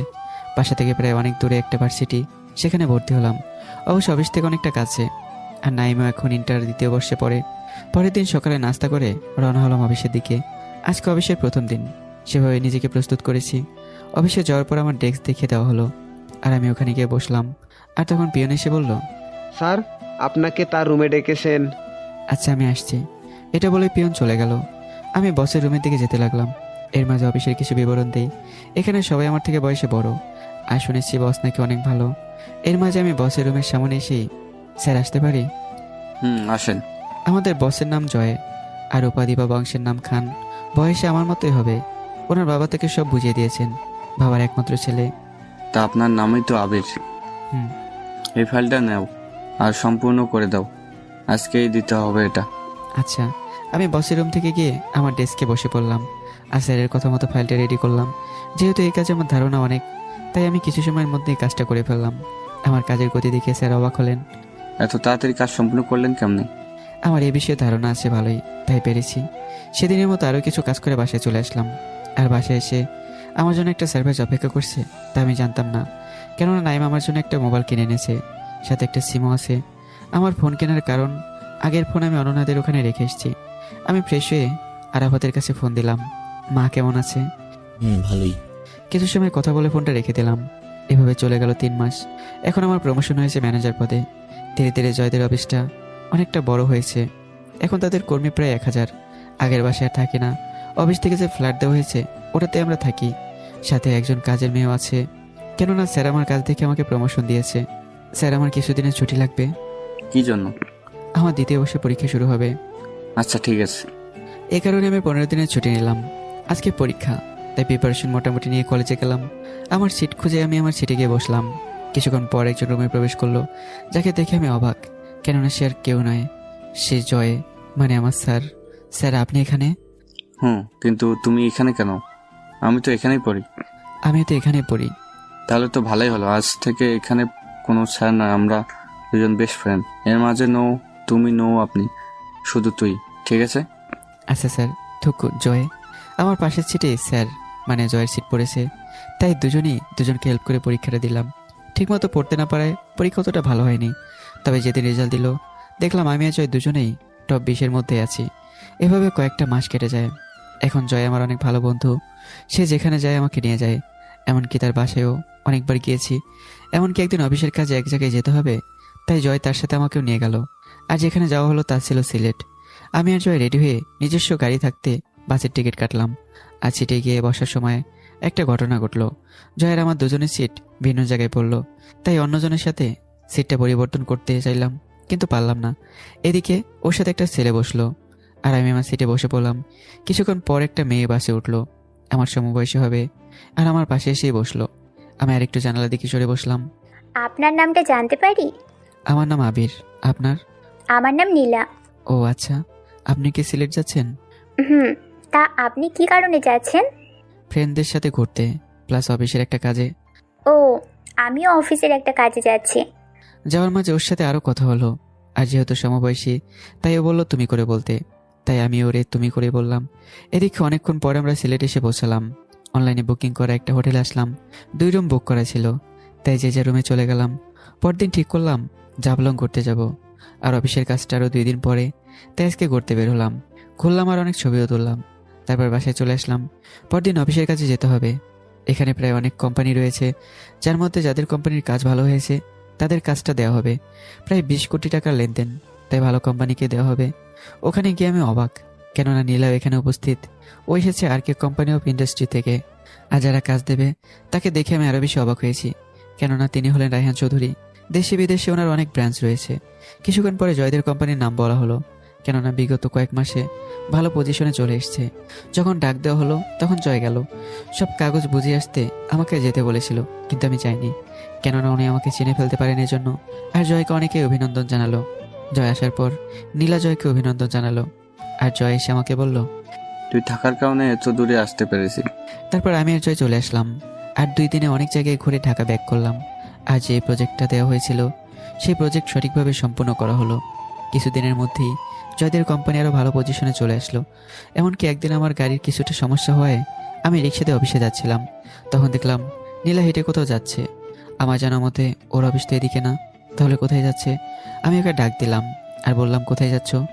আচ্ছা, এখানে না একটা কফি শপ, চলো। ওকে। আমি নীলা একটা কফি শপে গেলাম। ওই যা বললো তা শুনে আমার খুব খারাপ লাগলো। তার কথা আমার মনে কোনো এক জায়গায় গিয়ে বেঁধলো। মানুষ কেমন হলে এটা করতে পারে? চলেন, কি হয়েছিল সেদিন নীলার সাথে সপ্তাহখানেক আগে। কি কারণে কাজটা আমাদের হাতছাড়া হয়ে গেছে? স্যার, আমাদের থেকে ওদের কাজ বিগত কয়েক মাসে অনেক ভালো, যে কারণে রায়ান চৌধুরী ওদের কাজ দিয়েছেন। তাহলে তোমাকে পাঠানো হয়েছিল কি জন্যে? তুমি জয়েন করেছো অনেক দিন, তাহলে তুমি নিতে পারলে না কেন? এখনই তোমাকে চাকরি থেকে বরখাস্ত করা হবে। প্লিজ স্যার, এমনটা করবেন না, তাহলে আমরা একেবারে পথে নেমে যাব। আমার বাবা নেই, মা আর ছোট ভাই নিয়ে আমার সংসার। মা কিছু করেন না, তিনি অসুস্থ। তাই স্যার, চাকরি থেকে বরখাস্ত করেন না। তাহলে তোমাকে একটা কাজ করতে হবে, তাহলে আর বাদ দিব না। জি স্যার, বলুন, আমি আমার সর্বোচ্চ দিয়ে চেষ্টা করব। তুমি কি নিজের শরীরের দিকে একবার চেয়েছো? কি ফিগার বানিয়েছো, পুরাই হট। আমি অনেকদিন ধরে চাচ্ছিলাম, কিন্তু আজকে কোনো একটা উপায় পেয়ে গেলাম। তোমাকে আমার সাথে রাত্রি যাপন করতে হবে, তাহলে তোমাকে চাকরি থেকে বের করা হবে না, আর তোমাকে প্রমোশন আর বেতন দুটোই বাড়ানো হবে। আর হ্যাঁ, আমি জানতাম আমরা এই কাজটা পারবো না, এজন্যই তোমাকে পাঠিয়েছি। এটা ছিল তোমাকে বস করার একটা চাল মাত্র। এই বলে নীলার বস তার দিকে এগিয়ে আসতে লাগলো। নীলার কাছে মনে হচ্ছে সে ফ্রিজ হয়ে গেছে, নড়াচড়া করতে পারছে না। যখন তার বস তার একেবারে সামনে চলে আসলো, তখনই, স্যার আসবো? আসো। স্যার, কর্মচারীরা তো কোনো কাজ করতে চাচ্ছে না, তাদের কাজের তুলনায় টাকা অনেক কম পায়, তাই অনেকে বলছে কোম্পানি ছেড়ে দিবে। না, এখন বাড়ানো হবে না, ওদের কাজ করতে বলো, পরে বেতন বাড়াবো। তোমরা কাজ করতে থাকো, বেতন কখনোই বাড়ানো হবে না। নীলার বস নিজেকে ঠিক করে। ওদের কথার মাঝে নীলা এসে পড়ে তার টেবিলে এবং ডেস্কে কিছু কাজ করতে থাকে। নীলা যে চলে গেছে তার দিকে খেয়ালই নেই তার বসের। আচ্ছা ঠিক আছে, এই বলে সে এসে পড়ে। তখন নীলার বস খেয়াল করে নীলা নেই। Security, security. জি স্যার, বলুন। নীলাকে আমার রুমে আসতে বলো। আচ্ছা স্যার। স্যার, আপনাকে তার রুমে ডেকেছেন। আপনি যান, আমি আসছি। তখন সিকিউরিটি চলে গেল। তার কিছুক্ষণ পরেই নীলা তার বসের ডেস্কে গেল। তা কি ভাবলে তুমি? এটা নিন স্যার। কি এটা? Resign letter. আমি আজকে থেকে আর আপনার এখানে কাজ করব না। তবে স্যার, একটা কথা শুনে রাখুন, একজনের দুর্বলতা কখনো হাত দিবেন না, হয়তোবা সেই হাত ভেঙে যেতে পারে। বিদায় স্যার। এই বলে নীলা চলে আসে। তখন তার বস বলে, শকুনের দোয়ায় গরু মরে না। এবার চলুন বর্তমানে আসি। তখন নীলা খেয়াল করলো আমার চোখে পানি। আপনি কাঁদছেন কেন? না তো, বাদ দাও। তার প্রতি কেমন যেন একটা মায়া কাজ করছে। আচ্ছা, সত্যি কি তোমার বাবা নেই? সত্যি বলতে বাবা মারা যাননি। তার প্রতি আমার শুধুই ঘৃণা। আমার মাকে রেখে অন্য একটা মহিলাকে বিয়ে করেছে। এখানে কোনো খরচও দেয়নি। তারপর থেকে আমি কোনো রকমের সংসার চালাই। এখন একটা চাকরি জরুরি। আর তখনই তোমার সাথে দেখা হলো। তখন আমি জয়কে কল দিলাম। বল। আমার তো একজন পার্সোনাল সেক্রেটারি লাগবে। আগের জন তো কোনো একটা কাজে চাকরি ছেড়ে চলে গেছে। তোর কোনো আপত্তি না থাকলে আমি আমার জন্য একজনকে নিযুক্ত করব। তুই কি বলিস? তোর জন্য লাগবে, আমি কি বলবো, যা ভালো হয় করে ফেল। শোনো, কালকে থেকে তুমি আমাদের অফিসে কাজ করবে, আর তুমি আমার কাজ করবে, আর আমার পার্সোনাল সেক্রেটারি তুমি। তোমাকে অনেক ধন্যবাদ। না না, বন্ধুদের মাঝে নো ধন্যবাদ, শুধু ট্রিট। আচ্ছা ঠিক আছে, দিব। তার সাথে কথা বলে সে তার গন্তব্যের দিকে পা বাড়ালো, আর আমি পা বাড়ালাম আমার দিকে। চলে আসলাম অফিসে। তোর জন্য কাকে সেক্রেটারি বানালি? ওইটা তোর জন্য সারপ্রাইজ, আর তুই তাকে চিনিসও। আচ্ছা, দেখা যাক সে কবে থেকে চাকরিতে জয়েন করবে। কালকে থেকে। আচ্ছা। আজকে জয় বলল, আজকে বিকেলে আমার সাথে চল, এক জায়গায় ঘুরতে যাব। কই যাবি? এটা তোর জন্য সারপ্রাইজ, যেমনটা তুই আমাকে বলেছিলি। আচ্ছা। তাই সেদিনের কাজ শেষ করে বিকেলে আমি আর জয় তার প্রাইভেট কার নিয়ে বের হলাম। আমাকে তো কারটা ড্রাইভারকে বাসায় নিয়ে যেতে বললাম। বাসায় গিয়ে বললাম, আন্টি আজকে আমার আসতে একটু লেট হবে, জয়ের সাথে এক জায়গায় যাচ্ছি। ওকে বাবা, তাড়াতাড়ি চলে এসো। আচ্ছা। এই বলে আমি ফোনটা রেখে দিলাম। বলে রাখি, আন্টি আমাকে ওনার বড় ছেলের মতনই দেখেন। আমি ওনার কাছে বড় ছেলে, আর নাইম হলো ছোট। এদিকে জয় ড্রাইভিং করছিল, আর ও নিজেই চললো নিজ গন্তব্যে। আচ্ছা দোস্ত, প্রেম করতে কি কি লাগে? কেন, তুই প্রেমে পড়েছিস নাকি? আপনারা তো আবার মারিয়াকে চিনবেন না। মারিয়া হলো জয়ের ঠিক না হওয়া গার্লফ্রেন্ড, আই মিন নতুন গার্লফ্রেন্ড। এই তুমি কোথায় আছো? এই তো চলে এসেছি। আচ্ছা আসো। এই বলে জয় ফোন রেখে দিল। আমরা আরো কিছুক্ষণ কথা বলার পর দেখলাম জয় হাত উঠিয়ে কারের জন্য ইশারা করলো। আমি এদিক ওদিক তাকিয়ে দেখলাম একটা মেয়ে, হয়তো এটাই জয়ের গার্লফ্রেন্ড হবে। আমি ওর দিকে তাকিয়ে দেখি মেয়েটা সুন্দর আছে, তবে আমি তাকে আগে কোথাও দেখেছি, অনেক আগে, সঠিক মনে করতে পারছি না। মেয়েটা এসে আমাদের টেবিলে বসলো। কেমন আছো? ভালো আছি, তুমি কেমন আছো? ভালো। আর হ্যাঁ, তোমার সাথে ওর পরিচয় করিয়ে দিই। এ হলো আবির, আমার একমাত্র বেস্ট ফ্রেন্ড। তখন মেয়েটা আমার দিকে তাকিয়ে আছে। হ্যালো, আমি আবির। আমি মারিয়া। তখন কিছু খাবার অর্ডার দিল। আমরা সন্ধ্যার দিকে সেখান থেকে বেরিয়ে আসলাম। আসার সময় আমি ড্রাইভিং করছি, আর পিছনে জয় এবং মারিয়া। মারিয়ার কাছ থেকে বাসার ঠিকানা ম্যাপে সেট করে নিলাম। দেখলাম জয়দের বাসা থেকে প্রায় 1.5 ঘন্টার পথ মারিয়াদের বাসা, আর ঠিকানা ম্যাপে থাকার কারণে কোনো সমস্যা হলো না। অপরদিকে ওরা দুজনে পিছনে কথা বলছিল, তাদের কথা শোনার প্রয়োজন নেই। মারিয়াকে ওদের ওখানে নামিয়ে দিয়ে আমি চললাম আমার বাসার দিকে, আর জয় পিছন থেকে সামনে এসে বসলো। আমার বাসায় আসার পরে জয়ের গাড়ি নিয়ে চলে গেল। আমি সিঁড়ি বেয়ে উপরে উঠতে লাগলাম।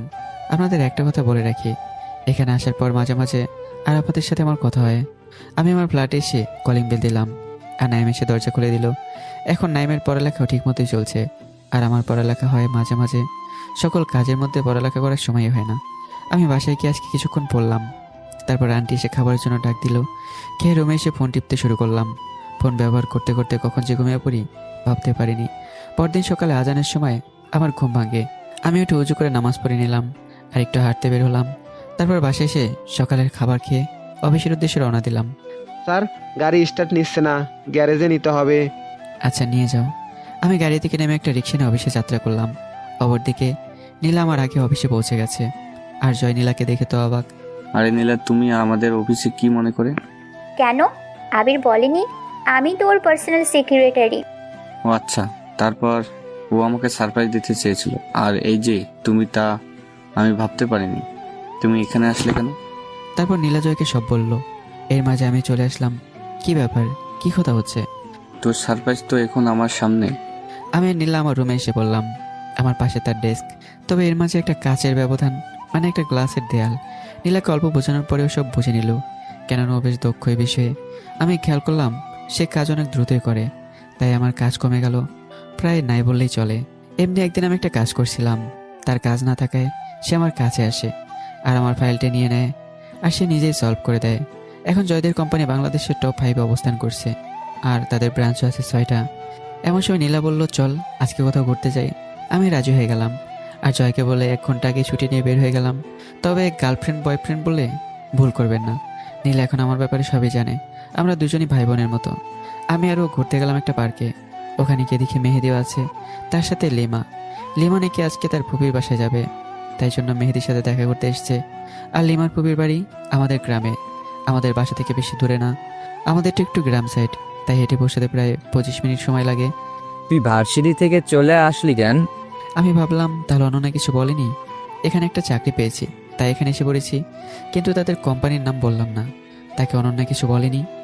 না, বলেনি কিছু। তবে তুই আসার পর থেকে ও অনেকটা অন্যরকম হয়ে গেছে।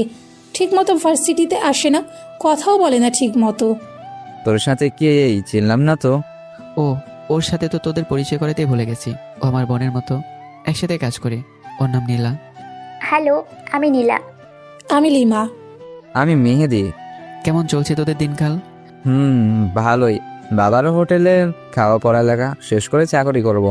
ওদের সাথে আড্ডা দিলাম কিছুক্ষণ। লিমাকে নাকি তাড়াতাড়ি যেতে হবে, তাই লিমা চলে গেল। আর ওকে এগিয়ে দেওয়ার জন্য মেহেদি ওর সাথে গেল। কোনো কফি শপে গিয়েও বসতে পারলাম না, তাই আমি আর নীলা একটা কফি শপে গিয়ে কফি খেলাম। আসার সময় আজকে তোমাকে মা যেতে বলেছেন বাসায়। অন্যদিন যাবো না? না, আমি কোনো কথাই শুনতে চাই না। আজকে যেতে হবে। এর আগেও যেতে বলেছি, কিন্তু যাওনি। আচ্ছা চলো। আমরা যাওয়ার আগে লিমা ওর মাকে বলেছিল আমি আসবো, তাই তিনি সব রান্নাবান্না করে রেখেছিলেন। আমি নীলা বাসায় গিয়ে কলিং বেল দিলে তার ছোট ভাই এসে দরজা খুলে দিল। এখানে আসার আগে যখন নীলা বলল যেতে, তাদের বাসায় আসতে, তখন ওর ভাইয়ের জন্য চকলেট কিনেছিলাম। তার জন্য কেনা চকলেটটা তার হাতে দিলাম আর আন্টিকে গিয়ে সালাম করলাম, কেমন আছেন। তিনি আমার বাবা মার কথা বললেন না, কেননা এটা নিয়ে নীলা তার মাকে বলেছিল। এদিকে খেতে বসলাম। খাবারটা অনেক সুস্বাদু হয়েছিল। আমি রাতে খেয়ে নিলাম। খেয়ে দিয়ে বাসা থেকে বিদায় নিয়ে আসতে লাগলাম। বের হতে হতে প্রায় 1টা বেজে গেল। রাস্তার লোক একদমই নেই। আমি নীলাদের বাসা থেকে বের হয়ে রিক্সা খুঁজতে লাগলাম। তারপর রোডের অপর পাশে একটা রিক্সা পেয়ে গেলাম আর আমি সেদিকে এগোতে লাগলাম। রাস্তা যখন আমি মাঝখানে, তখন একটা প্রাইভেট কার এসে আমাকে ধাক্কা দিল আর আমি কত দূরে ছিটকে পড়লাম। রাস্তার ঘর্ষণে কয়েক জায়গায় কেটে গেল আর মাথায় বাড়িও খেলাম। এমনিতে রাত, তবুও রাস্তায় বাতিগুলো আমার চোখে ঝাপসা লাগছে। তারপর আর কিছু মনে নেই। যখন জ্ঞান ফিরল তখন নিজেকে হাসপাতালে আবিষ্কার করলাম। আর নার্স বাইরে গিয়ে বলল রোগীর জ্ঞান ফিরেছে, তাই ওনারা ভেতরে আসলেন। আর আমি ওনাদের দেখে অবাক, কেননা তিনি ছিলেন রায়হান চৌধুরী। আমি ওনাকে দেখে উঠে বসতে লাগলাম, কিন্তু তিনি উঠে বসতে না করলেন। বলে রাখি, শরীরে কয়েক জায়গায় কেটে যাওয়ায় আমার গায়ে জামা ছিল না, যার কারণে খালি গিয়েছিলাম। এখন কেমন লাগছে বাবা তোমার? জি আঙ্কেল, অনেকটা ভালো। কিন্তু আপনি আমাকে আনলেন কিভাবে? আমি অফিস থেকে ফিরছিলাম আর ড্রাইভার গাড়ি চালাচ্ছিল। তার কিছুটা ঝিমুনি আসছিল মনে হয়, তবে আমি খেয়াল করিনি। যখন গাড়ির সাথে কিছু ধাক্কা খেলো তখন আমি চমকে যাই আর ড্রাইভারকে গাড়ি থামাতে বলি। যখন দেখি তুমি কিছুটা দূরে পড়ে আছো, তখন ড্রাইভার আর আমি দুজনে তোমাকে গাড়িতে তুলি। তোমার শরীর থেকে তখন রক্ত বের হচ্ছিল, তাই তাড়াতাড়ি কাছের একটা হাসপাতালে শিফট করি। তোমার কালকে রাতে থেকে জ্ঞান ছিল না, এইমাত্র তোমার জ্ঞান ফিরল। এ নাও তোমার ফোন। যখন অ্যাক্সিডেন্ট করছিলে তোমার সাথে এটা পড়েছিল, মনে হয় না? ঠিক আছে, আমি তোমার জন্য একটা ফোন কিনে আনছি। না, ফোন লাগবে না। কোনো কথা না, আমি কিছু সময়ের মধ্যে চলে আসবো আর তোমার আন্টি সকালের খাবার নিয়ে আসবে। এইখানের খাবার বেশি ভালো না, তুমি শুয়ে রেস্ট নাও। আমি মাথা নাড়িয়ে হ্যাঁ জানালাম। এদিকে কি রে, আবিরের কোনো খোঁজ পেলি? না মা, কালকে থেকে ফোন বন্ধ রয়েছে, তাই কিছু বলতে পারছি না। আমি তো আবিরকে বাসায় গিয়ে ফোন দিতে বলেছিলাম, ও হয়তো বা ভুলে গিয়েছিল। কিন্তু আমিও তো কতবার ফোন দিলাম, কিন্তু ফোন বন্ধ কেন? না, অফিসে যাই, ওখানে গেলে হয়তো বা জানতে পারা যাবে সব কিছু। আজকে আবির আসতে তো দেরি হচ্ছে কেন না ফোন দিয়ে নেয়। তখন জয় আমাকে ফোন দিল, কিন্তু ফোনটা বন্ধ পেল। ও ভাবছে কি ব্যাপার, ওর ফোন তো বন্ধ থাকে না, তাহলে আজকে বন্ধ কেন? না, ওর বাসায় গিয়ে দেখতে হবে ওর আবার কিছু হলো না তো। এই বলে জয় তার গাড়িটা নিয়ে রওনা হলো আমাদের বাসার উদ্দেশ্যে। সে আমাদের বাসায় যেতে থাকুক, আর এদিকে আমার কাহিনী শোনাই। বাবা, এখনো তুমি আবিরের খোঁজ পেলে না? না রে মা, অনেক তো খুঁজলাম কিন্তু পেলাম না তো। তুই চিন্তা করিস না মা, ভাগ্যে থাকলে এমনিতে আসবে। শোন, তোকে একটা কথা বলি, যা তোকে বলি নাই কিন্তু তোর জানা উচিত। বাবা বলো। তোর সাথে আমার বন্ধুর ছেলের সাথে একদম ছোটবেলা থেকেই বিয়ের কথা হয়েছিল, কিন্তু যখন তোর বয়স 2 বছর আর আমার বন্ধুর ছেলের বয়স 4 বছর, তখন আমরা আমাদের একটা বন্ধুর পার্টিতে যাই। আর পার্টিটা ছিল একটা মার্কেটের পাশে কমিউনিটি সেন্টারে।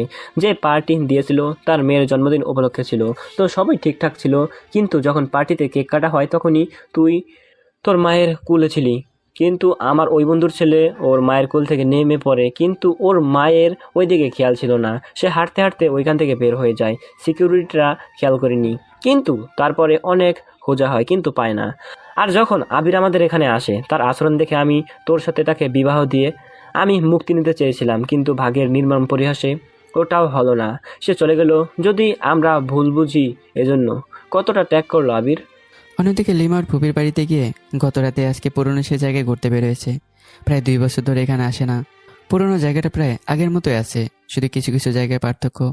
লিমা হাঁটতেছিল, তখনই কেউ তাকে ডাক দিল। আরে এটা লিমা না? কেমন আছেন? অনেকদিন পর আপনার সাথে দেখা হলো। আমি ভালোই আছি, চলো আমাদের বাসায়। আগে তো অনেক আসতে, আজকে আসো। লিমা যেতে চাচ্ছিল না, তাকে এক প্রকার জোর করে নিয়ে গেলেন। আপনাদের এই মেয়েটি সম্পর্কে বিবরণ দেই। সে আর কেউ নয়, আমার ভাবি। তিনি কোনো একটা কাজে বাইরে গিয়েছিলেন, আর তখনই লিমার সাথে দেখা হয়। আর লিমাকে নিয়ে যায় আমাদের বাড়িতে। ওরা বাড়িতে যেতে থাকুক। জয় এতক্ষণে আমাদের বাড়িতে চলে এসছে। আন্টি, আবির কোথায়? আমি জানি না তো, কালকে বাড়ি আসেনি, কোনো ফোনও করেনি। নাইম কালকে থেকে ফোন দিচ্ছে কিন্তু ফোন বন্ধ। আমি মনে করেছিলাম তোমার সাথে আছে হয়তো, কিন্তু ও তো তোমার সাথেও নেই। এখন কোথায় খুঁজবো তাকে? আচ্ছা, আমি দেখছি। আপনাদের খুঁজতে হবে না, আমি ওকে খুঁজে বের করব। এটা বলে জয় ওদের বাড়ি থেকে বের হয়ে যায়। আর মনে মনে বলে, না, এখন খোঁজা ঠিক হবে না, হয়তো কোথাও গেছে।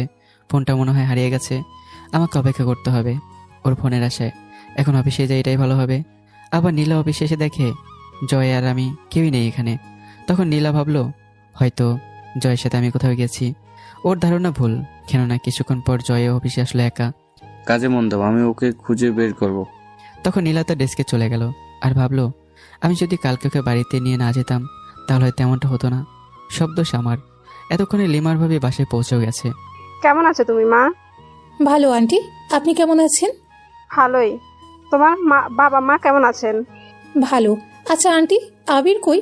ও নাকি ঢাকা একটা কলেজে চান্স পেয়েছে, তাই নাকি ওখানে চলে গিয়েছে। আর ও একটা কাজ পেয়েছে, ওখানে কাজ করে, যে কারণে অন্য ভার্সিটিতে চলে গেছে। অনেক দিন পরে কালকে দেখা হয়েছিল। আমি তাকে আসতে বলেছিলাম, কিন্তু ও বলল কাজের চাপ অনেক, তাই যেতে পারবে না। না, ওর ভাইয়ের সাথে রাগ করে বাড়ি থেকে চলে গেছিল, তারপর থেকে আর আসেনি। তুমি আমাকে নিয়ে যাবে ওর কাছে? আসলে আমি ওর ঠিকানা জানি না, আগে জানতাম, কিন্তু এখন ওখানেও নেই, কি করব? আচ্ছা মা, বাদ দাও। তারপর ভাবি লিমার জন্য নাস্তা রেডি করে নিয়ে আসলো। লিমা মার সাথে আরো কিছুক্ষণ থেকে বাসা থেকে বের হলো। আর এদিকে এখন আমার কাছে আসা যাক। আন্টি আসতে দেরি হবে, তাই আমি অন্যদিকে ফিরে রেস্ট নিচ্ছিলাম। কতক্ষণ পরে আন্টি মানে ইয়াসমিন চৌধুরী আসলো। আমি ডান দিকে দেয়ালের দিকে তাকিয়েছিলাম, তাই আমি দেখতে পারিনি যে আন্টি এসেছে।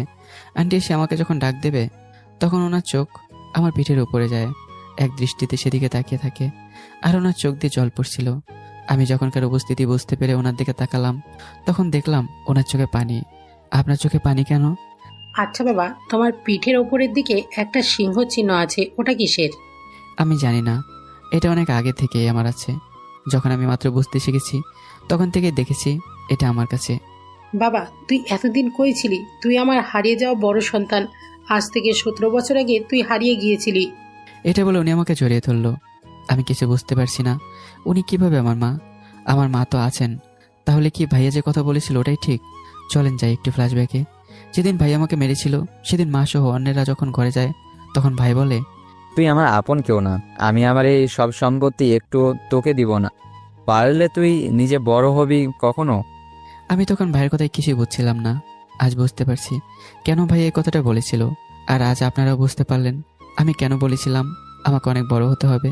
পথ তো এখন অনেক দূর, কিন্তু আমি যদি তার আপন কেউ না হই তাহলে কেন আমি জানলাম না?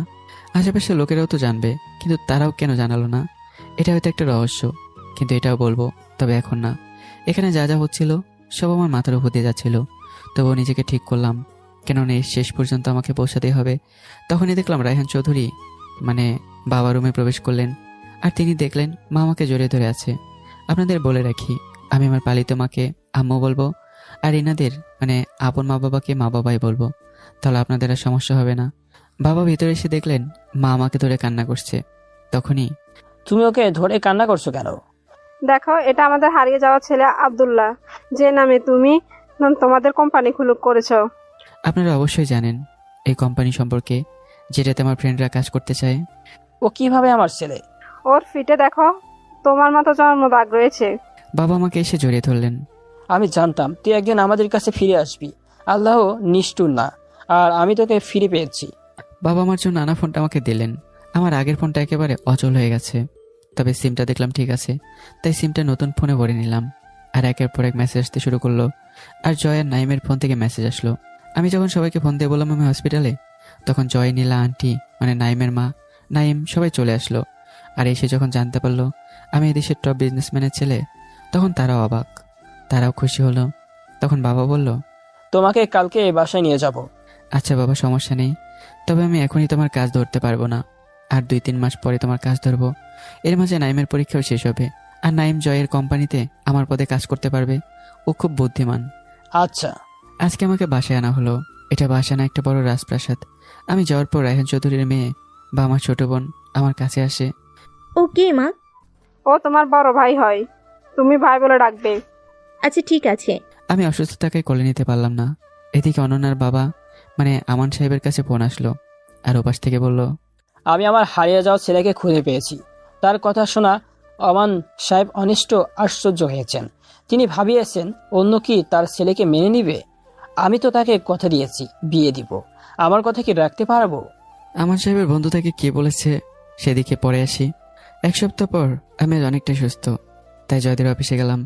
আগে বলেছি আমাদের কোম্পানি আরো 2 মাস পরে জয়েন করব। ওদের অফিসে যাওয়ার পর আজকে একটা ভালো সংবাদ পেলাম। শোনেন কি সংবাদ। বাড়িতে আমার বিয়ের কথা চলছে, আর আম্মু একটা ছেলেকে পছন্দ করেছে। ও ওর বাবার একমাত্র ছেলে, আর কালকে ছেলেরা আসবে আমাকে দেখতে। এই জন্য মা তোমাকে এবং জয়কে আমাদের বাড়িতে আসতে বলেছে। আমার বড় ভাই নেই, তোমরা আমার বড় ভাইজানের মতো। আচ্ছা আমরা আসবো। আজকে যে যার মতো কাজ করতে শুরু করলাম। এদিকে অনন্যার বাবা এবং তার বন্ধু আজকে দেখা করবে বলেছে। শুধু তারা দুজনেই, সাথে কেউ নেই। আপনাদের বলে দেই, ওর বন্ধু আর কেউই নয়, সে হলো রায়হান চৌধুরী মানে আমার বাবা। কেমন আছো? ভালো, তুই? ভালো। আমার ছেলেকে তো ফিরে পেয়েছি, তাহলে এখন তো আর কোনো সমস্যা নেই। অনন্যা এটা মেনে নেবে কিনা তা তো জানি না, তবুও আমি চেষ্টা করব। ও আবির নামে একটা ছেলেকে ভালোবাসে, আমিও ভেবেছিলাম তার সাথে ওর বিয়ে দিয়ে দিব। অনন্যার বাবা বা আঙ্কেলের কথা শুনে বাবা হাসতেছিলেন, কেননা সে যার কথা বলছিল সে আব্দুল্লাহ বা আবির। আচ্ছা, আমার ছেলে ছবিটা দেখে তোর মনে হয় আর সমস্যা হবে না?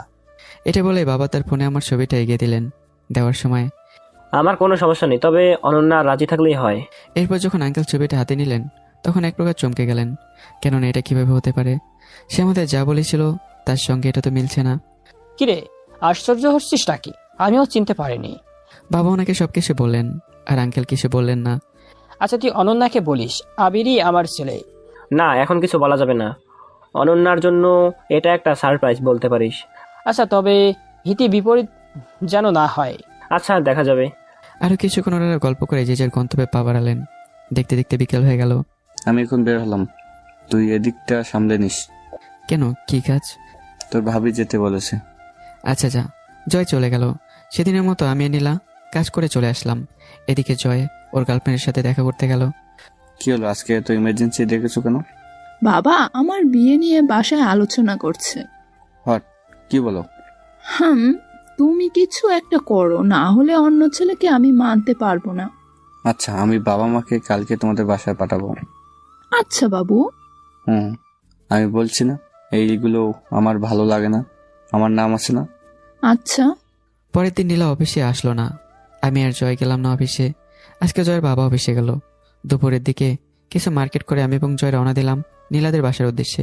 বাসায় পৌঁছে যখন কলিং বেল দিলাম, ভাইয়া কেমন আছেন? ভালো, তুমি? ভালো। আন্টি নীলা এসে আমাদের সোফার রুমে নিয়ে গেল। আমি এবং জয় বসেছিলাম। ছেলেপক্ষ আসবে আরও পরে, তাই আমাকে আর জয়কে দুপুরের খাবার দিল। আমরা দুজনে খেয়ে নিলাম। বিকালে নীলাদের বাসায় কলিং বেল বাজলো। নীলার মা গেটটা খুলে দিলেন। আমি আর জয় বসে আছি নীলা অন্য রুমে। যখন ছেলেপক্ষরা বসবে তখন, কিরে তুই এখানে? কিন্তু তুই এখানে কি করছিস? আই বুকে আই, কতদিন ধরে দেখি না, কেমন আছিস? হ্যাঁ ভালো, কিন্তু তুই এখানে কেন? আমার জন্য মেয়ে দেখতে আসছে, আর আমি আসবো না? তুই এখানে? ও তাহলে তুই। আর হ্যাঁ, আমি জয়দের কোম্পানির ম্যানেজার, আর ও হচ্ছে জয় আমার বেস্ট ফ্রেন্ড।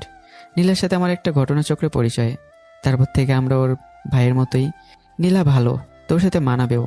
আর জয় পরিচয় হয়ে নিল। আপনারা বলছেন এটা আবার কে? এ হলো আমার আগের ভার্সিটির বেস্ট ফ্রেন্ড রাফি।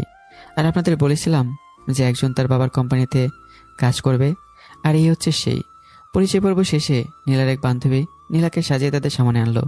সব কিছু দেখেই রাফির মা বাবা নীলাকে পছন্দ করলেন এবং বিয়ের ডেটও ফিক্স করলেন। 1 সপ্তাহ পরে ওদের বিয়ে। রাফিরা চলে গেল, আর আমরা বিদায় নিয়ে চলে আসলাম নিজ গন্তব্যে। অপরদিকে জয়ের বাবা মা মারিয়াদের বাড়িতে গেলেন। ওখানে গিয়ে কলিং বেল দেওয়ার পর বাড়ির কাজের মেয়ে এসে দরজা খুলে দিল। আসসালামু আলাইকুম। ওখান থেকে চলে আসলো। এই কয়েকদিনে নীলার জন্য মার্কেট করা হলো। 1 সপ্তাহ পর আজকে নীলার বিয়ে। বাসাবাড়ি ভালো মতো সাজানো হয়েছে। এদিকে বরযাত্রীও চলে এসছে, আর সাথে পুরনো ফ্রেন্ডরাও আছে। তবে অনন্যার লাকি আসেনি। বিয়েটা ভালো মতো সম্পন্ন হলো, আর আমরা সবাই মিলে আড্ডা দিলাম। কিন্তু খুব ভালো দিতে পারিনি, কেননা বিয়ের দায়িত্ব আমার উপরে ছিল। ঠিকমতো সব কিছু গোছানো হলো। এখন আমি ওদের সাথে গেলাম না। এভাবে 2 দিন চলে গেল। আর নীলার শ্বশুরবাড়ি থেকে তাকে চাকরি করতে দেবে না, তাই সে চাকরি ছেড়েও দিল। 2-3 দিন পর আমার ফোনে একটা ফোন আসলো। দেখলাম ফোন করেছে আরাফাত। সে যা বললো তা শুনে যেন আমার পায়ের নিচ থেকে মাটি ঝরে যাচ্ছিল। মামি অনেক অসুস্থ, আমি আর ভাবি মামিকে হাসপাতালে নিয়ে এসেছি। তুই আয়, তোর ভাইয়া একটা কাজে দেশের বাইরে গেছে, 3 দিন লাগবে, 3 দিন পর আসবে, তুই এসে দেখে যা। আচ্ছা দেখি কি করা যায়। তারপর আমি মা বাবাকে গিয়ে বললাম আমার আম্মু অসুস্থ। আচ্ছা ঠিক আছে, তুমি যাও, আর তোমার সাথে আমরাও যাব। আচ্ছা ঠিক আছে। তারপর আমি আমার রুমে গিয়ে রেডি হয়ে নিলাম, আর বাবা মাও রেডি হয়ে নিলেন। গাড়ি নিয়ে রওনা হলাম গন্তব্যে। আগে আরাফাতকে বলেছি হাসপাতালের ঠিকানা ম্যানেজ করে দিতে, তাই সে আমার ফোনে টেক্সট করে দিল। এদিকে যখন মাঝপথে পৌঁছালাম। কিরে, আজকে কোনো অফিসে আসলি না কেন? নাকি কোনো সমস্যা? হ্যাঁ, আমার আম্মু অসুস্থ, তাই তাকে দেখতে যাচ্ছি। এজন্য অফিসে আসতে পারবো না আজকে। আচ্ছা ঠিক আছে, তো কবে থেকে আসবি? কালকে জয়েন করব। আচ্ছা ঠিক আছে, ভালো মতো আসবি। আচ্ছা। প্রায় 3 ঘন্টা জার্নি করার পর আমরা গন্তব্যে পৌঁছালাম। অপরদিকে আম্মুকে ডক্টর বেডে শিফট করেছেন। আম্মুর তেমন কিছুই হয়নি, শরীর দুর্বল থাকার কারণে অজ্ঞান হয়ে গিয়েছিল। আমরা একজন নার্সকে জিজ্ঞাসা করলাম 309 নাম্বার রুমটা কোথায়। সে দেখিয়ে দিল। আমি রুমের দরজায় গিয়ে নক করলাম। ভেতরে আসবো? হ্যাঁ আসো। তোমাদের আসতে কোনো সমস্যা হয়নি তো? আরাফাত বললো তুমি আসবে, তবে তোমার সাথে এনারা দুজনকে তো চিনতে পারলাম না। ওনাদের চিনতে পারবে, আগে আম্মুর জ্ঞান ফিরতে দাও, সবাইকে একত্রে বলবো। আচ্ছা ঠিক আছে, তোমার যা ইচ্ছে। আরো কিছুক্ষণ পর দেখলাম মায়ের জ্ঞান ফিরছে। তিনি চোখ খুলে আমাকে দেখলেন। কেমন আছো আম্মু? তোকে ছাড়া কি করে ভালো থাকি বল? এখন সুস্থ আছি। আমি জানি তোকে অপবাদ দেওয়া হয়েছে, কিন্তু আমার তো কিছু করার ছিল না। আমিও তোকে ভুল বুঝেছিলাম। তারপর থেকে প্রতি রাতে তোর জন্য দোয়া করতাম যেন তুই ভালো থাকিস। তোর সাথে ওনাদের তো চিনলাম না, ওরা কে? আমি চুপ করে আছি। আম্মু, ওনারা আমার মা বাবা, ওনাদের হারিয়ে যাওয়া সন্তান আমি। কিন্তু তুমি তো বলতে আমি তোমাদেরই সন্তান। আমি তো এটাও বুঝতে পারিনি যদি আমি ওনাদের সন্তান হই তাহলে তো আমাদের এখানে সবাই জানবে, আর আমিও কোনো না কোনোভাবে জানতে পারতাম। কিন্তু তা হলো না কেন? আমাকে একটু বলবে আমি আসলে ওনাদের সন্তান কিনা? তুই আমাদের সন্তান না, তবে ওনাদের সন্তান কিনা তা বলতে পারবো না। তাহলে কি আমাদের আত্মীয়রা কেউ জানে না? তারা কেউ জানে না, শুধু জানতাম আমি, তোর বাবা আর তোর বড় ভাই। আচ্ছা আম্মু, সব বুঝিয়ে বলো, আমি তো কিছু বুঝতে পারছি না। তবে জানতে হলে আজ থেকে আরো 19 বছর আগে থেকে ঘুরে আসতে হবে। তবে তোকে আরো আগে থেকে বলতে হবে, আরো 14 বছর আগে, মোট 33 বছর আগে। আপনাদের 33 বছর আগে থেকেই ঘুরিয়ে নিয়ে আসি। তখন আমি কলেজে পড়তাম, মাত্র কলেজে উঠেছি, মানে 1ম বর্ষ। তখন একটা ছেলেকে দেখতাম আমার পিছনিতে, আবার কলেজে তাকিয়ে থাকতো। আমি কিছু বলতাম না। ছেলেটা দেখতে সুন্দর ছিল। এইভাবে চলতে থাকলো কিছুদিন। আমি ছেলেটার দিকে কিছুটা আকৃষ্ট হয়ে গিয়েছি। তার কিছুদিন পর ছেলেটা আমাকে প্রপোজ করে। আমি তোমাকে ভালোবেসে ফেলেছি, তুমি কি পারবে আমার হাতে হাত রেখে অনেক দূর পাড়ি দিতে? আমি তোমার জন্য সবকিছু করতে পারবো। একত্রেই বৃষ্টিতে দুজনে 2 হাত ধরে হাঁটতে। আমাকে ভাবতে দাও। যদিও আমি তাকে পছন্দ করে ফেলেছিলাম, তবুও বললাম না। তবে বললাম কালকে বলবো। আমি তোমার জন্য সারা জীবন অপেক্ষা করতে পারবো। আচ্ছা, তোর বাবার ব্যাপারে কিছু বলি নাই। তোর বাবা বাবা মানে তোর দাদা দাদিকেও বেঁচে ছিল না। তবে তো বাবা তোর দাদার একমাত্র সন্তান ছিল, তাই সকল সম্পত্তি তোর বাবার নামে হয়ে যায়। সে ছিল আমার থেকে 2 বছরের বড়, মানে সে অনার্স প্রথম বর্ষে পড়তো। কিন্তু তোর নানা ছিল এখানকার জমিদার, তা তোর বাবার সম্পত্তির তুলনা অনেক বেশি। পরের দিন যখন কলেজে গেলাম, তখন তোর বাবা আমার কাছে এসে জানতে চাইলো আমার মতামত কি। আমিও হ্যাঁ বলে দিলাম। এইভাবে চলতে থাকে আমাদের দিনকাল। আমাদের বাসা থেকেও ওদের বাসা অনেক দূরে, আর কলেজটাও অনেকটা দূরে, যে কারণে বাবা মানে তোর নানা কিছু জানতে পারেনি। কেটে যায় 3টা বছর। এরই মাঝে আমাদের সম্পর্ক আরো গভীর হয়। এর মাঝে ঘটে যায় অঘটন। আমার বাবা মানে তোর নানা আমার জন্য পাত্র দেখতে থাকেন। বাবা, আমি বিয়ে করব না। কেন বিয়ে করবি না? আমার এই ভালো ছেলেকে পছন্দ হয়েছে, আর আমি চাই ওই ছেলেকে তুই বিবাহ কর। ওর কাছে তুই সুখে থাকবি মা। ছেলেটা ভালো চাকরি করে। আমি আর এখানে কিছু বলতে পারলাম না। আমারও 2 ভাই বোন, মানে আমার বড় আরেকজন ভাই ছিল, মানে তোর মামা। সে আমাকে খুব ভালোবাসতো। আমি তার কাছে গিয়ে তোর বাবার কথা বললাম, ভাই তুই আমাকে একটা সাহায্য কর। তারপর আমি সবকিছু বললাম, আর বললাম আমি তাকে ছাড়া অন্য কাউকে বিয়ে করতে পারবো না, না হলে মরে যাব। অনেকটা আমি চিনি। যখন আমি আর আমার বন্ধুরা যখন সমুদ্রের পাড়ে ঘুরতে গিয়েছিলাম, তখন বলেছিলাম এখানে অনেকটা আমি চিনি। 1 বছর পর যখন তোর বয়স 8 বছর, তখন তোর বাবা একদিন ঘুরতে যায় ঢাকায়। তবে গিয়েছিল একা কাজে। তখন তোর মামার সাথে তোর বাবার দেখা হয়। বড় ট্রাকের সাথে ধাক্কা খেয়ে ওনারা 3 জনই মারা যায়। ওনাদের শোকে আমরা ঠিকমতো কিছুই করতে পারতাম না। তখন সংসার সামলালো তোর বড় ভাই। এভাবেই চলতে থাকে দিনকাল। এরপরে অবাধে তুই বাড়ি থেকে এসে পড়ছিস, আর কিছু বলা লাগবে না। তারপরে তুই সব জানিস। কিরে আন্টি কেমন আছে? ভালো। শরীর দুর্বলের জন্য একটু অসুস্থ হয়ে গিয়েছিলেন। ও আচ্ছা। সেদিনের মতো কাজ করে এসে পড়লাম বাসায়। রাতে বাবা বাসায় এসে ফ্রেশ হয়ে রাতের খাবার খেতে আসলেন। খাওয়ার সময় 2 দিন পর তোকে ইউকেতে যেতে হবে একটা কাজে। ওইখানে একটা ডিল করতে হবে। আমাদের যে একটা ব্রাঞ্চ আছে ওইখানে যাদের কাজটা ভালো হবে তাদেরই কাজটা দিবে। আচ্ছা, তবে আমি গেলে জয়কে নিয়ে যাব। ঠিক আছে। অনুষ্ঠানের পরে আমরা 3 জন চলে আসলাম। তারপর 2 দিন আমরা বিভিন্ন দর্শনীয় স্থানে ঘুরলাম। আজকে ক্লান্ত থাকায় শপিংয়ে যাইনি, তাই কালকে শপিংয়ে যাব ঠিক করলাম।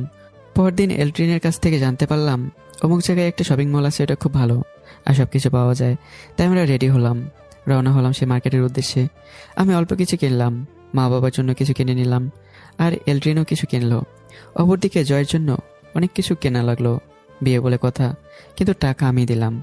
বাবা আসার আগে আমাকে একটা কার্ড দিয়েছিলেন। সকালে শপিংয়ে গিয়েছিলাম, আর শপিংয়ের মাঝে লাঞ্চটা মার্কেটে একটা রেস্টুরেন্টে করলাম। এদিকে শপিং করে বাসায় আসতেই রাত হয়ে গেল। রাতের খাবার খেয়ে নিলাম। পরের দিন আমরা চলে আসবো, তাই এলট্রিনকে বিদায় দিয়ে আর প্ল্যান বাংলাদেশে ল্যান্ড করলো রাত 11টায়। আমি আর জয় আমাদের জিনিসপত্র নিয়ে গাড়িতে বসলাম। ড্রাইভার আমাদের নিতে এসেছিলেন। জয় গেল তাদের গাড়ি করে, আর আমি আমাদের। আমি বাসায় গিয়ে দেখলাম মা বাবা বসে আছেন, আর আমার ছোট বোন আগে ঘুমিয়ে গেছে, তাই ওনাদের জন্য আনা জিনিসপত্র আমি দিয়ে দিলাম। পরদিন সকালে, ভাইয়া আমার জন্য চকলেট কই? আনিনি। যাও, তোমার সাথে কথা নাই। বলে আমার মিষ্টি বোনটা রাগ করেছে। তোমার সাথে কথা বলবো না। তখন আমি ওর জন্য আনা চকলেট আর ড্রেসগুলোকে দিয়ে দিলাম। তখনই পাগলিটা আমার গলা জড়িয়ে ধরলো। আমি তোমাকে এতগুলা ভালোবাসি। এভাবে ভালো মতো দিন কাটছিল। কিছুদিন পর আজ জয়ের বিয়ে, আমাকে যেতে হবে ওর সাথে। জয়দের বাড়ি ভালো মতো সাজানো হয়েছে, বড়লোক বলে কথা। বাসার সামান্য অনুষ্ঠানের জন্য স্টেজ সাজানো হয়েছে। নীলাকে ইনভাইট করেছিল, কিন্তু হানিমুনে গেছে, তাই আসতে পারিনি। জয় আর আমি ওর বিএমডাব্লিউতে, আর পিছনে অন্যগুলোতে আছে জয়ের কিছু ফ্রেন্ড আর আত্মীয় স্বজন। প্রায় 2 ঘন্টা জার্নি করার পর আমরা মারিয়াদের বাসায় আসলাম। ওদের বাড়ি ভালো মতো সাজানো।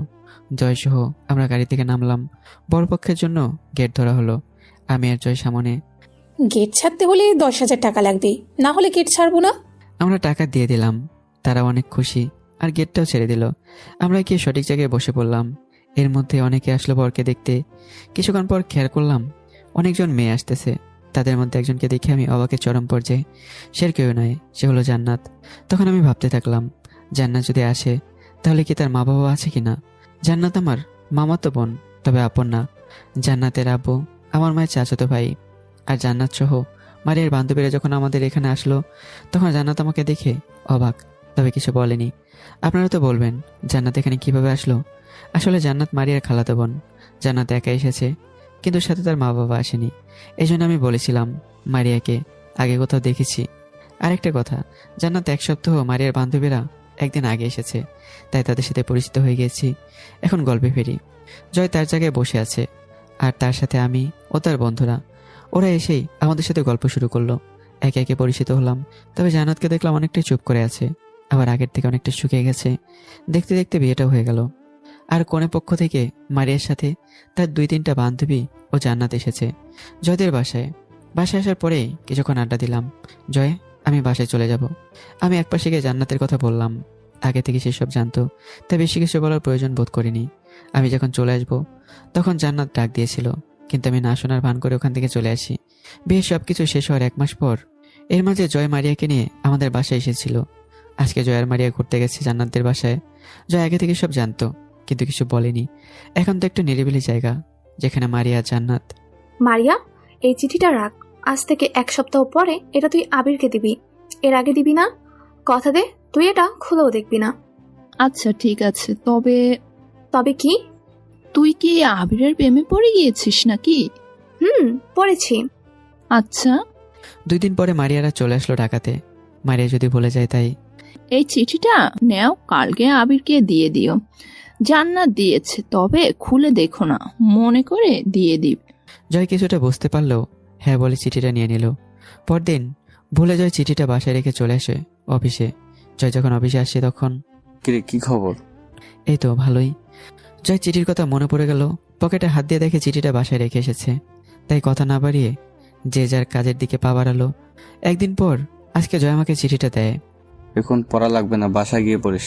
আচ্ছা ঠিক আছে। সেদিন বাসায় এসে আমি চিঠিটা যখন পড়লাম তখন নিজের কাছে মনে হচ্ছে আমি এতদিন ভুল ছিলাম। যা চিঠিটা পড়ে আমার বুঝতে বাকি রইল না, আমাদের বাড়ি থেকে বের করতে ভাইয়ের একটা বড় প্ল্যান ছিল এটা। অপরদিকে জান্নাতের প্রতি আমার যতটা ঘৃণা ছিল তা এখন নিজের প্রতি ভুল বোঝা কাজ করছে। আপনারা কিছু বুঝছেন না তাই না? এখন বোঝা লাগবে না, ওটা পরে বলবো।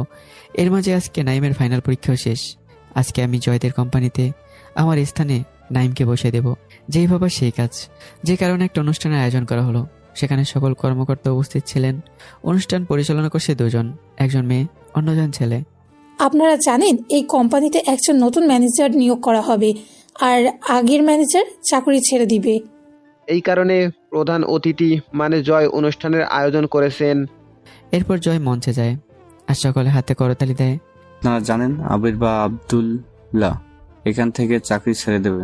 এর পেছনে অবশ্য একটা কারণ বিদ্যমান, কেননা সে এখানে চাকরি ছেড়ে তার নিজের প্রতিষ্ঠানের সিইও হবে, আর আপনাদের মাঝে আসবে একজন নতুন ম্যানেজার। আমি নাইম বা আপনাদের নতুন ম্যানেজারকে মঞ্চে আসার জন্য অনুরোধ জানাচ্ছি। আর হ্যাঁ, সে আপনাদের থেকে ছোট হলেও তাকে আমরা ঠিকভাবে সিলেক্ট করেছি, এতে আপনাদের কোনো সমস্যা হবে বলে আমার মনে হয় না। এরপর নাইম মঞ্চে ওঠে মাইক্রোফোন হাতে নিয়েই। আশা করি আপনারা ভালো আছেন, আমিও ভালো আছি। আমি এখানে কাজ করার সুযোগ পেয়ে নিজেকে ভাগ্যবান মনে করছি। আর হ্যাঁ, আমি আপনাদের সবার থেকে বয়সে ছোট, তবুও আমাকে এখানে নেওয়া হয়েছে। আশা করি আপনারা আমাকে কাজে সাহায্য করবেন। আমি আমার সর্বস্ব দিয়ে কোম্পানির সুনাম আগলে রাখার চেষ্টা করব। আপনারা আপনাদের দায়িত্বে পিছুপা হাঁটবেন না। এবার আপনাদের মাঝে বিদায় বক্তব্য দিবেন আপনাদের ম্যানেজার বা আবির।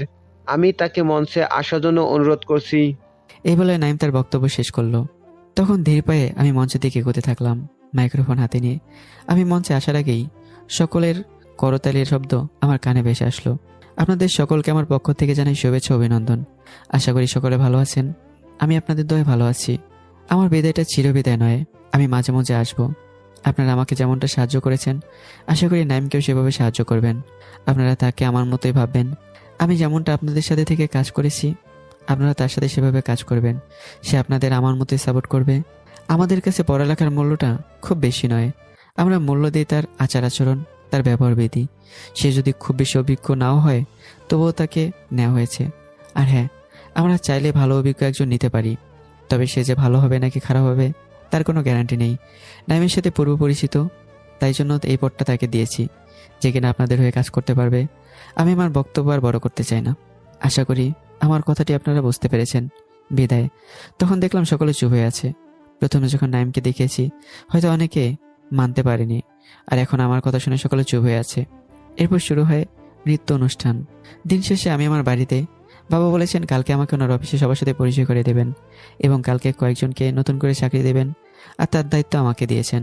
রাতে খেয়ে বসে বাবা আমাকে বললেন, কালকে আমাদের অফিসে কিছু নতুন লোক নেওয়া হবে। আমি চাচ্ছি তুমি ইন্টারভিউ নাও, আর তোমাকে কালকে সবার সাথে পরিচয় করিয়ে দিব। ওকে বাবা, আমি নেব। তুমি আমার জন্য ইন্টারভিউর ব্যবস্থা করে দাও, বাকিটুকু আমি বুঝে নেব। তুমি যা বলবে তাই। তবে হ্যাঁ, আমাকে কালকে তুমি পরিচয় করে দেবে না, যা কিছু করার আমি করে নেব। ঠিক আছে। তারপর বাবা অফিসের কেরানিকে বলল একটা ফাইল তৈরি করতে। তিনি পরিচয় দেননি। পরের দিন বাবা তার গাড়িতে করে চলে গেলেন। এদিকে আমি একটা রিক্সা নিয়ে রওনা দিলাম আমাদের কোম্পানির উদ্দেশ্যে। আর যাওয়ার সময় আমার প্রয়োজনে কিছু কাগজপত্র নিয়ে নিলাম। ওখানে যাওয়ার পর পিয়ন বললেন, আপনি মনে হয় চাকুরির জন্য এসেছেন। হুম। ওয়েটিং রুমে বসে থাকেন, আরো 30 মিনিট পরে শুরু হবে। আচ্ছা। আমি ওয়েটিং রুমের দিকে পা বাড়ালাম। ওখানে গিয়ে দেখি আমার মতো আরও 30-40 জন বসে আছে, যেখানে মাত্র 15 জন লোক নেওয়া হবে, যার মধ্যে 5 জন কম্পিউটার সাইডে, অন্য 10 জন সাধারণ কর্মকর্তা। আমি কাজের জন্য এসেছি সাধারণ কর্মচারীদের সাথে। একত্রে কথা বলছে একে অপরের সাথে, কেউ বা ভালো দিক, কেউ বা মন্দ দিক। আমি আমার মতো করে মোট 15 জনকে সিলেক্ট করলাম, যা আপনাদের পরে বলবো। 30 মিনিট পর আপনারা 3 জন করে ভিতরে যান। এরপরে যেতে থাকলো। আর বেরোনোর সময় পিয়ন বললেন বাইরে অপেক্ষা করতে, যারটা ভালো হবে তাদের রাখবে। সবাই যাওয়ার পর শেষে আমি সহ মোট 3 জন প্রবেশ করলাম। ভেতরে গিয়ে দেখি তারা 2 জন ইন্টারভিউ নিতেছে। আমাদের সিটে বসতে বললে আমি কি সিটে বসে পড়ি। তারা 2 জন আমাদের অনেক প্রশ্ন ধরলো। আমি আর আরেকজন পারলাম, কিন্তু তৃতীয় জন ঠিকমতো উত্তর দিতে পারলো না। আপনারা এখানে চাকুরি করতে চান যে কারণে ইন্টারভিউ দিয়েছেন এবং উত্তর ভালো মতো দিয়েছেন, কিন্তু হচ্ছে আপনারা এদেশের সবচেয়ে ভালো বা প্রথম স্থানে থাকা কোম্পানিতে চাকুরি করতে এসেছেন, এজন্য কিছু তো দিতে হবে। সব প্রশ্ন শেষে কত দিতে হবে? এই ধরেন 10 লাখ। আমি দিতে পারবো। তাহলে কি আমার চাকুরি হবে? হয়ে যাবে। আমি কিভাবে দেব? মা বাবা গরিব, দিন এনে দিন খায়, এত টাকা কিভাবে দেব? আমার ছোট একটা বোনও আছে। আমার তাহলে মনে হয় চাকরিটা হবে না। তাহলে আপনি আসতে পারেন। টাকা দিলে চাকুরি হবে, নতুবা হবে না। দ্বিতীয় ব্যক্তি উঠে চলে যেতে লাগলো। আপনি কোথায় যাচ্ছেন? আর কে বলেছে আপনার চাকরি হবে না? যারা আপনার চাকরির জন্য ইন্টারভিউ নিয়েছিল তারাই তো চলে যাবে। আমার কথা শুনে তারা হাসতে থাকলো। তুমি আমাদের উপরে কথা বলো, তোমাকে এখনই বের করে দেওয়া হবে। আমি একটু ঢং করিয়ে বললাম, আমি আপনাদের সব কথা বলবো, তাহলে আর আপনাদের রাখবে না। ওরা আমার কথা শুনে হাসতে লাগলো আর বলল, টাকা দিলে তোমারও চাকরি হবে, না হলে ওখান থেকে চলে যা। আমি রাগ কন্ট্রোল করতে না পেরে তাদের থাপ্পড় দিয়ে দিলাম। এর আগে আমি আমার ফোনে বাবাকে মেসেজ দিয়েছিলাম এখানে আসতে। তারা যখন সিকিউরিটি ডেকে আমাকে বের করে দেবে তখনই। কি হয়েছে এখানে? দেখুন স্যার, আমরা ভালো মতো পরীক্ষা নিয়ে চাকুরি দিতে চাচ্ছিলাম, কিন্তু সে কোনো প্রশ্নের উত্তর দিতে পারছিল না। আরও টাকা দিয়ে চাকুরি দিতে বলেছিল। আমরা না করায় আমাদের দুজনকেই থাপ্পড় মারে। আমি আসার আগে একটা ক্যামেরা আমার সাথে লাগিয়ে রেখেছিলাম, যা সরাসরি বাবার ফোনে কানেক্ট করা ছিল। যার কোম্পানি তাকে চাকরি থেকে বের করে দিবে? বাবার কথা শুনে ওরা দুজনেই ঘাবড়ে গেল। এরপর দুজনকে চাকরি থেকে বের করে দেয়। আর আমি যে 15 জনকে সিলেক্ট করেছিলাম তাদের চাকরি দিয়ে দেই। আর যারা ছিল তার প্রত্যেকেই গরিব ছিল। সেদিনের মতো কেটে যায় দিনটা।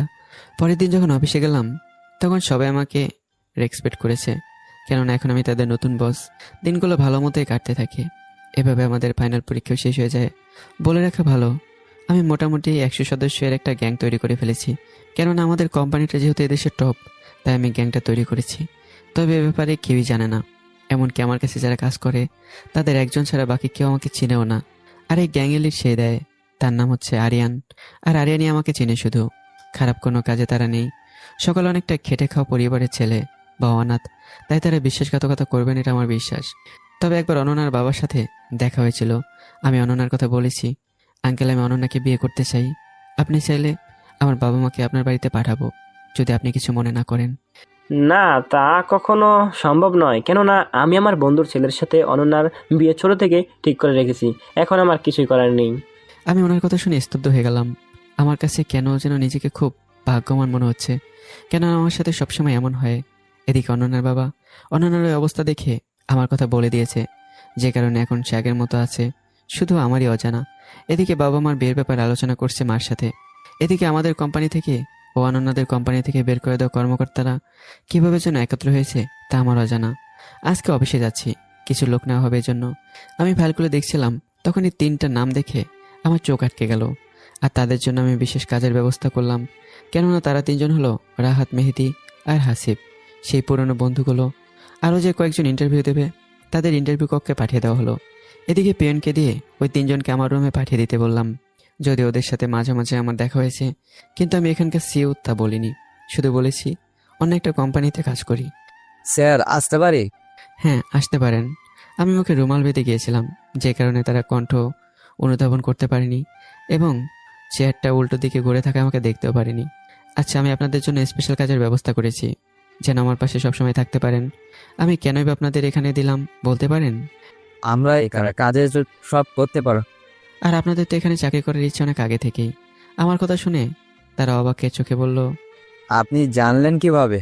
আমি রুমালটা খুলে যখন তাদের দিকে তাকালাম, তুই এখানে, তুই না অন্য একটা কোম্পানিতে চাকরি করত?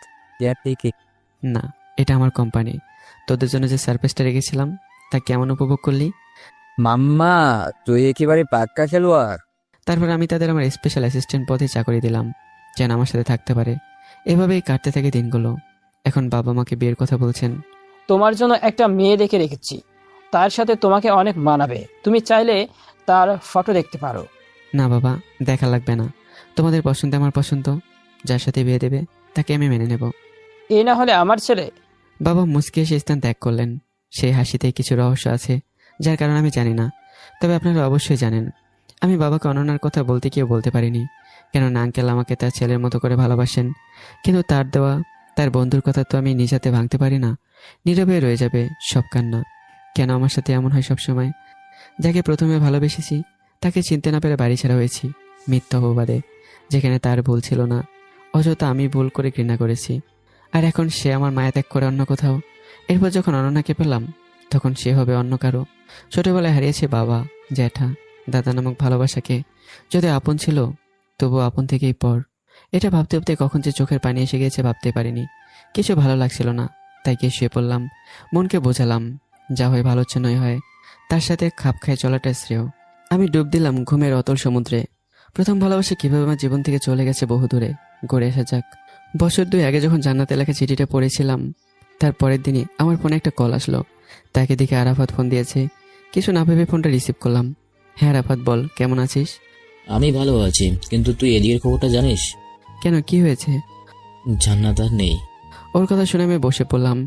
ঠিক সেই ভয়টাই পাচ্ছিলাম, তাই হলো। আল্লাহ কেন আমাকে এমনটা দেয়? একটা মিথ্যের জন্য সবকিছু হারিয়েছি, এখন তাকেও। আমার চোখ দিয়ে কয়েক ফোঁটা অশ্রু গড়িয়ে পড়লো। না, আমাকে শেষ বিদায়টা দিতে হবে। তাই দেরি না করে আমি, জয় এবং মারিয়া বেরিয়ে পড়লাম চিরসেনা গন্তব্যের উদ্দেশ্যে।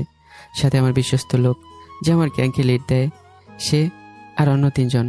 অপরদিকে আমার দিকে নজরে থাকা কেউ যে আমার পিছনে এসে তা আমরা জানি না।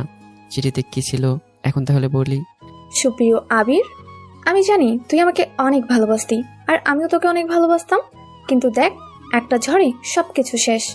এখন তোকে বলি, সেদিন আমার সাথে কি হয়েছিল। সেদিন তুই যখন বাসায় ছিলি না, তোর ভাই আমাকে জোর করে শারীরিক সম্পর্ক করতে বলে, কিন্তু আমি রাজি হইনি প্রথমে। তখন তোমার ভাই বলে, তুমি যদি আমার সাথে শারীরিক সম্পর্ক না করো, তাহলে তোমার ভালোবাসাকে চিরদিনের জন্য হারাতে হবে, যার কারণে তাই থাকবে তুমি, তোর ভাই রাজ। তখন আমি শুধু তোর কথা ভেবে রাজি হয়ে যাই। আমার জীবনের থেকে আমি তোকে বেশি মূল্য দিয়েছি, কিন্তু আমি তোকে বলতে পারিনি, শুধু তোকে বাঁচানোর জন্য, কেননা তোকে আমি ভালোবাসি। এরপর দেখ, তোর সাথে আমার আরও কয়েকবার দেখা হলো। আমি কিছু বলতে পারিনি, কেননা তখন আমার প্রতি তোর শুধু ঘৃণা ছিল, আর তুই শুনতেও চাসনি। আর হ্যাঁ, এটা তো বলবি, আমি কেন হাসি খুশি থাকার চেষ্টা করতাম, কেননা কেউ যেন না জানে আমার সাথে কি হয়েছে। তাই উপরটা ভালো বা হাসি মুখে থাকার চেষ্টা করছি, কিন্তু ভিতরটা জ্বলে পুড়ে ছাই হয়ে গেছে। এবার কাজের কথায় আসি। জানি না যখন তুই এটা পড়বি তখন আমি এই পৃথিবীতে থাকবো কিনা, কেননা আমার ক্যান্সার ধরা পড়েছে অনেক আগে। কিছুদিন আগে ডাক্তারের দেওয়ার সময় শেষ হয়ে গেছে।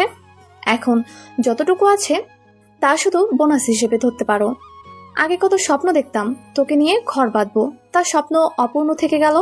তোর কথা ছাড়া কাউকে ভাবতে পারিনি। পারলে আমাকে ক্ষমা করে দিবি, ইতি তোর ঘৃণায় থাকা আমি। এটা পরে আমি তার কাছে যেতে চাচ্ছিলাম, কিন্তু তা পারিনি। অফিসের খুব গুরুত্বপূর্ণ কাজে আটকে গিয়েছিলাম।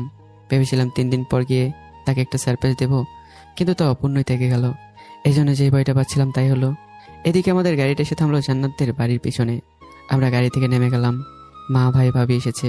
আমাকে দেখে কেউ কিছু বলল না, তবে মা, বাবা, জান্নাতের আব্বু আমাকে একান্ত ডেকেই, শোনো জান্নাত, আমাকে সব কিছু বলেছে, যা অন্য আর কেউ জানে না। তুমি তাকে ক্ষমা করে দিও। মা আমার অনেক কষ্ট করেছে। আমি কিছু না বলেই মামাকে ধরে কেঁদে দিলাম। যদিও ছেলেদের কান্না করতে নেই, তবুও নিজেকে কন্ট্রোল করে রাখাটা সত্যি খুব কষ্টকর। এরপর আমি জয় ছাড়া আর কারোর সাথে কথা বলিনি। শুধু মনে মনে ভাবছিলাম, যা হবে মাটি দেওয়ার পর, এখন কিছু করব না। জান্নাতে জানাজা শেষে মাটি দেওয়ার কাজও সম্পন্ন হলো। বাড়িতে এখনো মানুষ আছে অনেক। আমি মামার ঘরে আসলাম। সেখানে গিয়ে দেখি কয়েকজন আছে।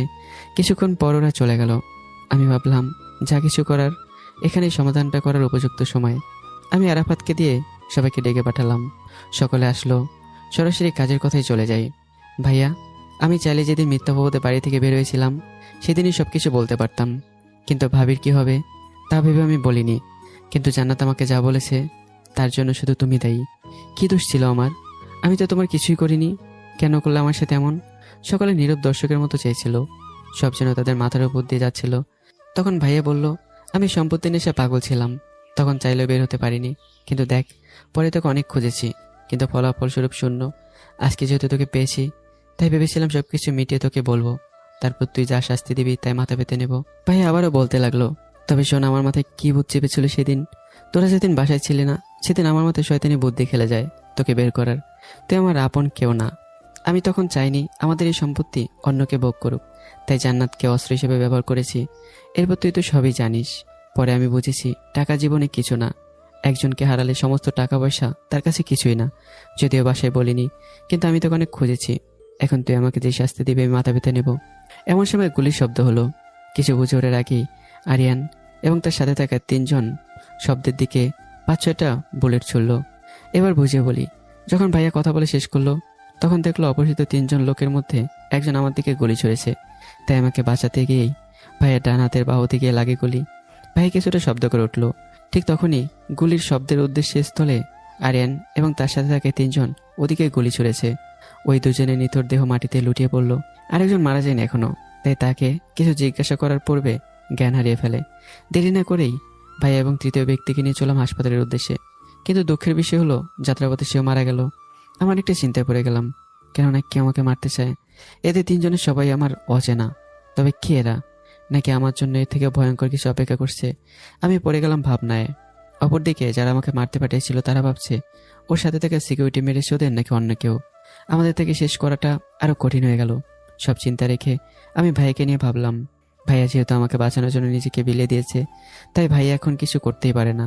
ভাইয়া তো তার ভুল বুঝতেই পেরেছে, তাকে আমি ক্ষমা করে দেব। হ্যাঁ, এটাই ভালো হবে। ভুল মানুষেরই হয়, আর ভাইয়া তো নিজের ভুলটা বুঝতে পেরেছে। রোগের জ্ঞান ফিরেছে, তাকে দেখে আসেন। একে একে সবাই গেল। সবার শেষে আমি। এখন রুমের কেউ নেই, আমি আর ভাইয়া। আমাকে ক্ষমা করে দে, আমি বুঝতে পেরেছি, না হলে শাস্তি দে। আমি ভাইয়াকে জড়িয়ে ধরলাম আর কেঁদে দিলাম, আমি তোমাকে ক্ষমা করে দিয়েছি। ওদিকটা ঠিক করে আমি চলে আসলাম। ভাইয়া সহ সবাই বাড়ি চলে গেল। এখন প্রতিদিন ভাইয়ের সাথে আমার কথা হয়। এদিকে বাবা মাকে বিয়ের কথা যে বলেছিল, আমি মেয়েকে দেখিনি।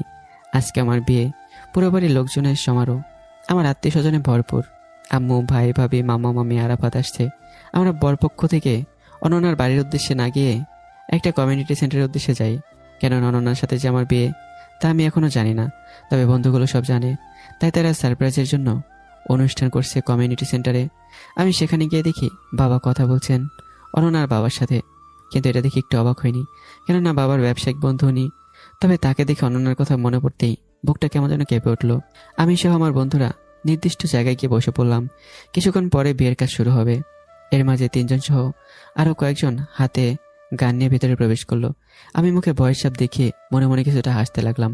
ওরা প্রবেশ করার পর যখন আমার লোকেরা গুলি ছুড়বে, তখন আরিয়ান না করে, যাদের কাছে গান আছে তারা ফেলে দাও, না হলে একজনও বাঁচতে পারবে না।